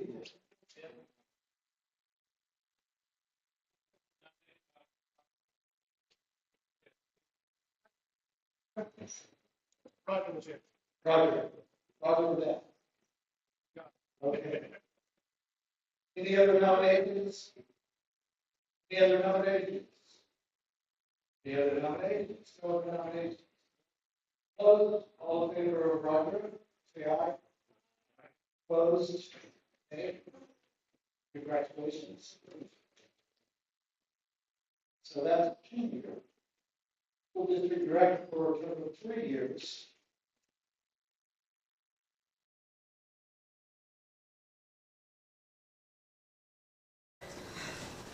Okay. Any other nominations? Any other nominations? Any other nominations? No other nominations? Was all in favor of Gordon? Say aye. Aye. Opposed? Nay. Congratulations. School district director for a term of 1 year, remaining on 2-year term. Does the school board have any names? We've approached a few people, but nobody has expressed willingness. It's a work in progress. Anybody interested? Anybody interested in 1-year term to complete a remaining on a 2-year term? Sorry? Yeah. Melissa Moore?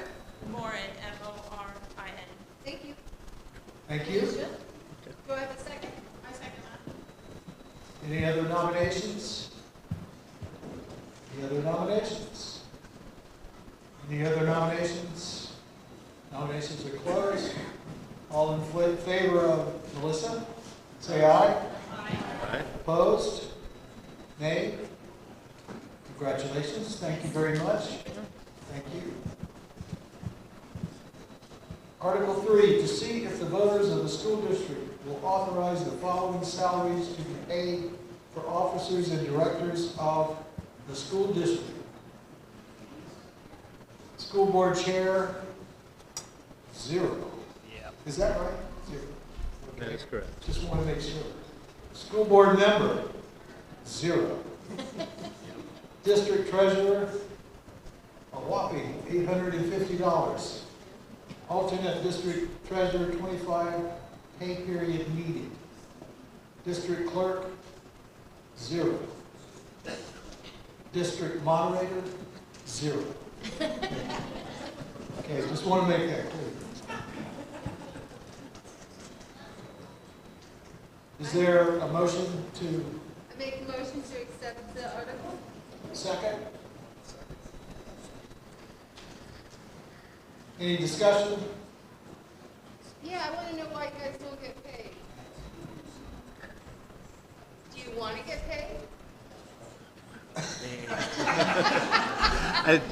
I don't know. I don't know if there's. I don't know if we could pay a realistic salary for the for. I mean, essentially the heartache of it. I mean, you got to buy aspirin. I have no opinion on it. I'm happy to serve irrespective of the salary. So personally, I have no opinion. Any other discussion? Yes. If you were to amend that article, how would it affect the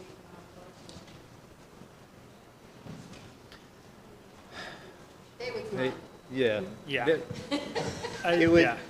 I would assume we're talking an amount that's small enough that it's not going to break our budget, I would think. So I think that we would be able to find likely the few hundred or $1,000 that I assume it would be. But it would increase the budget, let's say, just for clarity. How many hours that you guys are spending doing that position? So The question was, how many hours do board members spend in the job of serving? So the meetings themselves once a month is 2 hours. So conceivably you can spend 2 hours a month. But ideally, you would tack on at least a few more hours each month to be looking through materials, things like that. I'm the board chair, and so I would say, it's on the order of maybe 10, 12, maybe 15 hours a month, just dealing with some of the, administrative behind-the-scenes stuff as the chair. So it's not nothing, but it's not a huge amount of time. I'd like to add to that also. There's the way our school governance is structured. We have our town school district, of which the school board administers, oversees the town administration. Our town is part of Orleans Southwest Supervisory Union, OSSU, along with the town of Hardwick, Woodbury, Stannard, and Greensboro. And am I missing any? Craftsbury, of course. And so significant aspect of our school policy is set by the supervisory union, OSSU. Each town school district within the supervisory union sends representatives to the OSSU board. So of the 5 of us on the town school board, 3 of us will also serve on the OSSU board. So that's an additional meeting every month, 2 hours of meeting time plus additional time reviewing policies.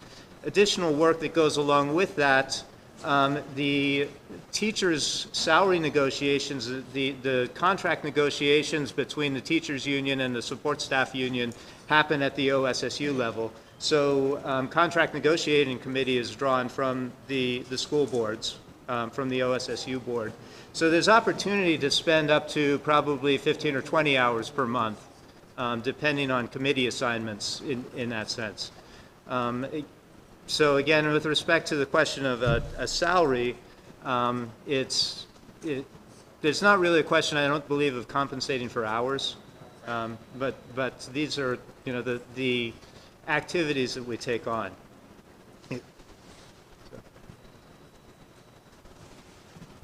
Yes.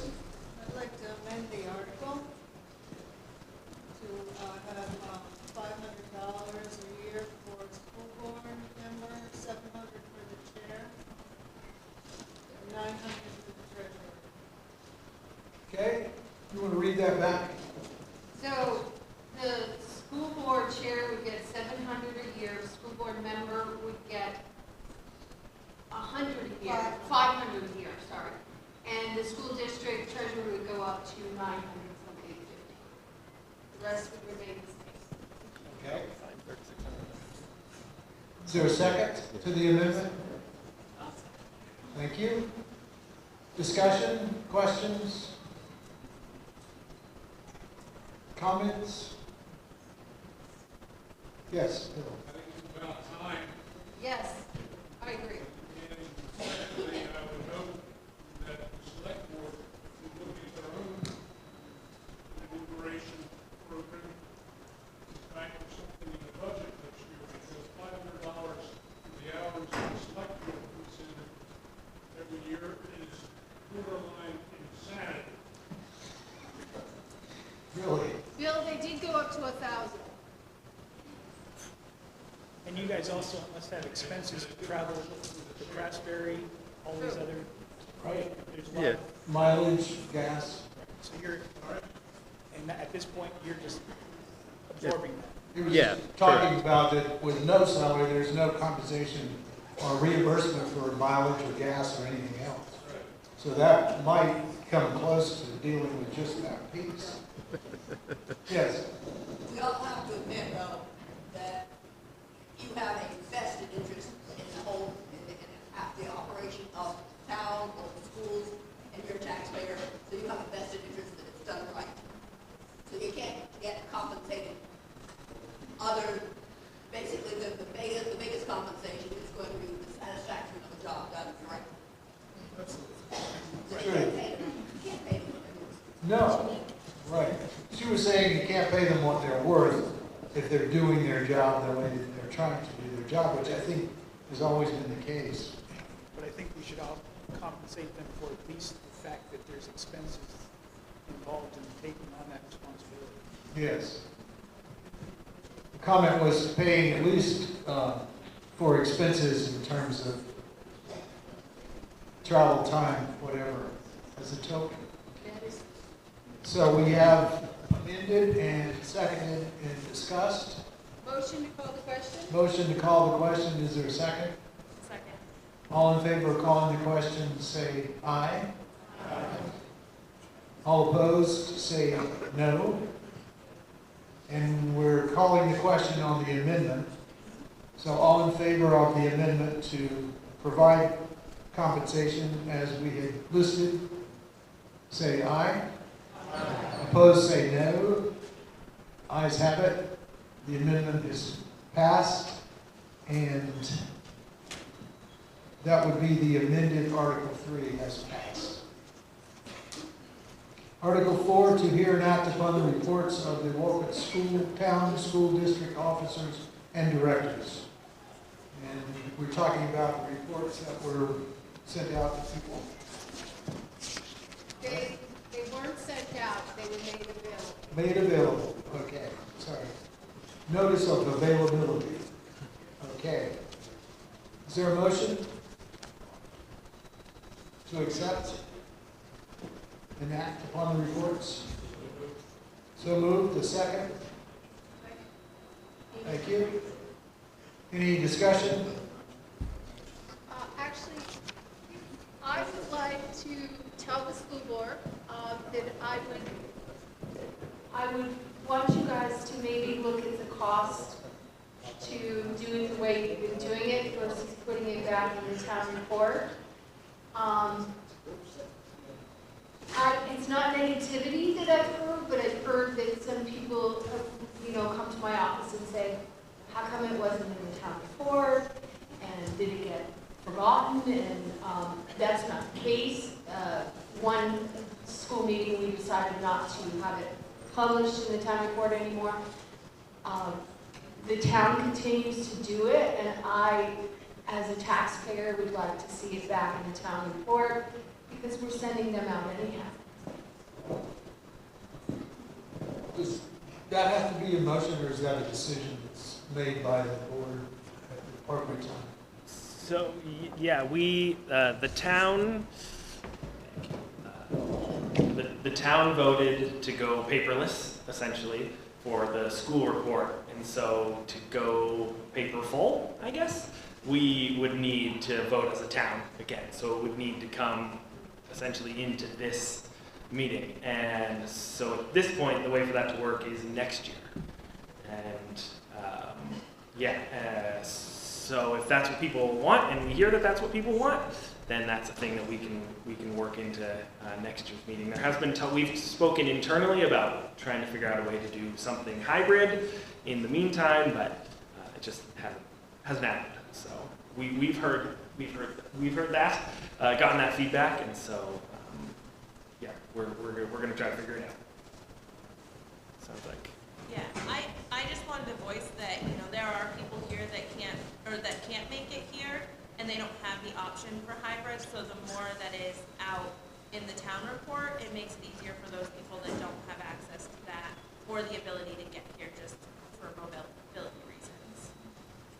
Yeah, I think, just one follow-up on that, I think it was a decision that was made with, environmental consciousness in mind and optimism and all of that, and some of the sort of the repercussions of that weren't totally factored in. I was at the meeting when we voted to go paperless, and there were about 1% of the people who are here now. That decision was made by, I think, 2 or 3 people, and so I think more voices have made it known that that isn't the direction we should go. So. Okay. Any other discussion? Article 4. So just a point of clarification on the previous motion that we passed. Those remunerations are not in the proposed school budget. How are you going to handle that? Because the budget that's being voted on today does not include those stipends, if you would. Right, exactly. So everybody knows, the question was, how is that going to be handled within the budget? And because of those numbers that were passed in the prior article are not in the budget. Yeah, so, that is correct? Yeah, first off, thank you, Town of Wolcott, for your support, for your school board members, that's great. Yes,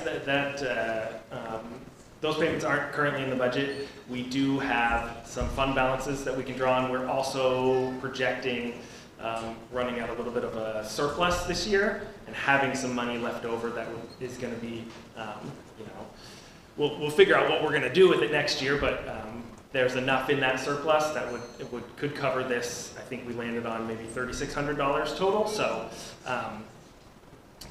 yeah, so I think it's an amount of money that we're going to be able to find without, like I said, you know, without changing our budget that much, without, you know, blowing anything up or needing to make any cuts or anything like that. Because I certainly would roll whatever money I got back into the school budget if it meant it was going to cut anything else. So yeah, we should be safe there.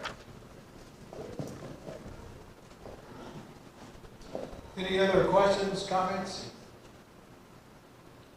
We're still dealing with Article 4 to hear and act upon the reports. Any further hearing or acting? Motion to call the question? Motion to call the question. Is there a second? Second. All in favor of calling the question, say aye. Aye. Opposed, nay. We're now calling the question to hear and act upon the reports of Wolcott Town School District officers and directors. All in favor of the motion, say aye. Aye. Opposed, nay. Article passes. Article 5, shall the voters of the school district approve the school board to expend $5,279,189, which is the amount the school board has determined to be necessary for the ensuing fiscal year. It is estimated that this proposed budget, if approved, will result in education spending of $20,245 per equalized pupil. Voting on the aforementioned Article 5 will be by Australian ballot at the Wolcott Town School on Tuesday, March 7, 2023, between the hours of 8 a.m., at which time the polls will open, and 7 p.m., at which time the polls will close. The legal voters of the Wolcott Town School District are further notified that voter qualification, registration, and absentee voting relative to said meeting shall be as provided in Chapter 43 of Title 17, Vermont Statutes Annotated. Okay, that will take place. If you haven't voted, you should vote. Article 6, to see if the voters of the town will authorize the school board to borrow money in anticipation of state revenues. What is your pleasure?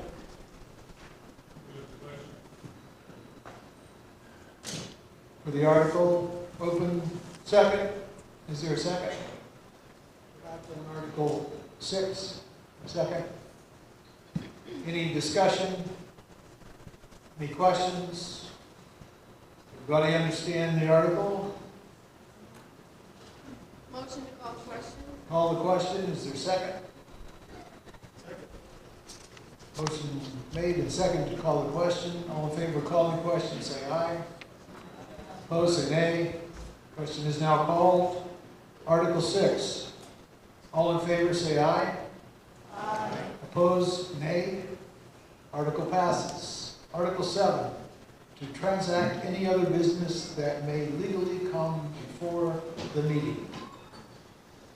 Is there any other business that may legally come before the meeting? Do you know what that means? Yes. You do? Yes, you can make comments. You make comments? Yeah, it's not binding, but it's something that can be talked about. Okay. Is there some illegal comment that can be made? Well, sure. Anyway, yes. You're welcome to test the envelope. But I'm the moderator, I'm the judge. I just wanted to bring it up that, you know, all of our kids have the option of school choice, but when the town votes down the budget, the ones who are impacted the most are those that go to school here. And so looking at how that impacts the fact that, you know, the school has decreased the amount of staff tremendously in the last few years, and how that impacts our kids' education. I know that school of choice and the price we pay to send kids isn't always an option, but it does just to think about that when the budget does reflect, and the only way that they can limit that is by limiting our kids' education that's within this building. So just, that's a comment that I wanted to throw out there for people to think about as they're voting. Okay. Everybody, did everyone hear the comment? Did you hear the comment, Mr. Recorder? Yeah, okay. Any other? Furthermore, what she's saying, we are, okay. Furthermore, we're putting in the budget to give $500 to Justice for Dogs is the same amount we're giving to our preschool children. And I think that should be a huge red flag for people, that we are treating dogs and animals the same as preschool kids, and the importance of it. And having 2 children myself in this town, it's very difficult to find preschool or get funding for it. So I just want that to be a bug in everyone's ear for next year, that maybe we should double or triple what we're giving to our preschool, that we are animals in the town.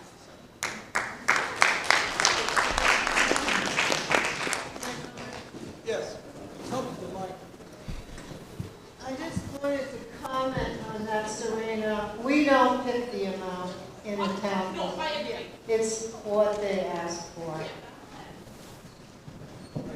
That is the amount that was asked for is by the organization. So, yes, all right. Any other comments? It's just a suggestion as you look into the future. I don't know whether you will do a long-range capital plan or not. But it would be good, I think, to let the town know what you're thinking about, not only long-range operationally, but particularly long-range from a capital point of view, and how you may be saving for that. What and why and how, so that you don't one year come surprise, because in 2006, I think it was, we went through a surprise and it didn't go well. So the comment was the advice to make a long-range capital plan, incorporate that into the report by the board. And that will have to double your compensation for that. Many more meetings. There may even be more. So one thing I can say to that, and I debating whether how much to speak about the school administration and school policy for this audience, which is obviously only a small portion of the audience that was here for the prior meeting, right? And so my guess is that many of the people who are here in this room right now are the familiar faces I see every year for the school meeting, and fairly well educated on how our school system works and how our school funding works. It is an arcane topic, and I can understand why people are bored by it and why a lot of people walk away and just don't even want to look at it. But it is interesting that we have a completely unique situation in the town of Wolcott. We are an independent school district now after, I forget the numbers of the acts, probably Linda or others can keep me honest about it. Act 46, I think, was one of them. And, various things that the legislature has done to merge school districts. We remain independent and we have school choice. And many of us believe that increases the property, increases the value, increases the pleasure that we get from living in the town. That it attracts people to the town who would like to send their kids to, say, St. Johnsbury Academy, or just simply to have the choice to send their kids to a high school of their choosing. And we are lucky to have that. Many of you have been watching probably the drama that's been going on with the districts of Morrisville and Elmore and Stowe, for instance. And we have been able to dodge that bullet because we have an elementary school, and we tuition our high school, and we tuition our preschool. And so that makes us unique around in the surrounding area, and there was no other district that was configured exactly like us for the state to merge us with. So we avoided the forced merger for that reason. But as Melissa has pointed out, one of the critical consequences of our situation is that approximately half of our budget is spent on tuition for secondary students. So we have no control over that. The tuition amounts are set by the schools where people choose to send their students to. And that part of their budget is fixed for us. Certain other things are fixed as well. We negotiate a contract with the teachers, and the teachers' salaries are as negotiated in the contracts. If we need to save money, it comes down to cutting positions here at the elementary school. So these are the constraints that we work in. It's the values that you know, it brings to the town to be able to have school choice and make our town attractive for people who may want to move here. And it puts some constraints on the hands of school administration. So these things will be coming up as the years go by. The legislature right now is looking at legislation that may change how schools that have school choice can implement that. And we may have to pick a certain number of school districts to which we send our students to. The reason for this is that the school budget, which I hope you're all voting for in the Australian ballot, the school budget is approximately $5.3 million. Of that, roughly $2 million is coming out of our town taxes, and the remainder is coming from state funding through the education fund. So 3/5 of our school budget is paid for by the state of Vermont at large rather than the voters of the town of Wolcott. It's paid for by various things such as the lottery, such as rooms and meals taxes and other sources that feed into the ed fund. It's not entirely property tax, but it is largely property tax. So the state of Vermont, the Vermont legislature, has an interest in what does it cost to educate children in our town. And when the legislature decides that they want to impose their will on us, they have basis for it. They're spending the money of the entire state of Vermont, not just the money of our town. So we have to work with them on that sort of thing. And so we will be faced with whether or not we fight to keep our school choice for this town, and exactly what does that look like. Our new principal, who's unfortunately not able to be here today, presumably at his own town meeting, those of you who haven't met Dennis Hill, I encourage you to get to know him. He is a fantastic person and bringing a lot of value into the school. He is one person who's given voice to the idea that maybe we want to consider educating grades 7 and 8 here in the town, and consider what that would look like for our town. Potentially it brings benefit for our town of having more community activity, more things going on with the school, more sporting events, etc. Potentially it gives us more control over our budget. At the same time, it takes away some of that school choice. So these are some of the things that you know, in thinking in terms of long-range planning, I'm not particularly worried about replacing the building or expanding the building. We have a well-funded building maintenance fund for you know, the ongoing replacements that we need, and we're looking at a shrinking enrollment generally. So the long-term trends and the long-term thinking that we have to look at have to do with these kinds of questions of school choice. So I would invite all of you and anybody who might be listening online or hearing about this to give some thought to that. What does it mean for our community that we have our school choice, and what does our school mean for our community? And talk about it with us on the school board, with your friends and neighbors, etc. Because this is a conversation that shouldn't happen in the short term. It shouldn't happen as a surprise, and it should happen throughout the whole community. So I'd like to ask all of you to give it some thought and talk about it with people.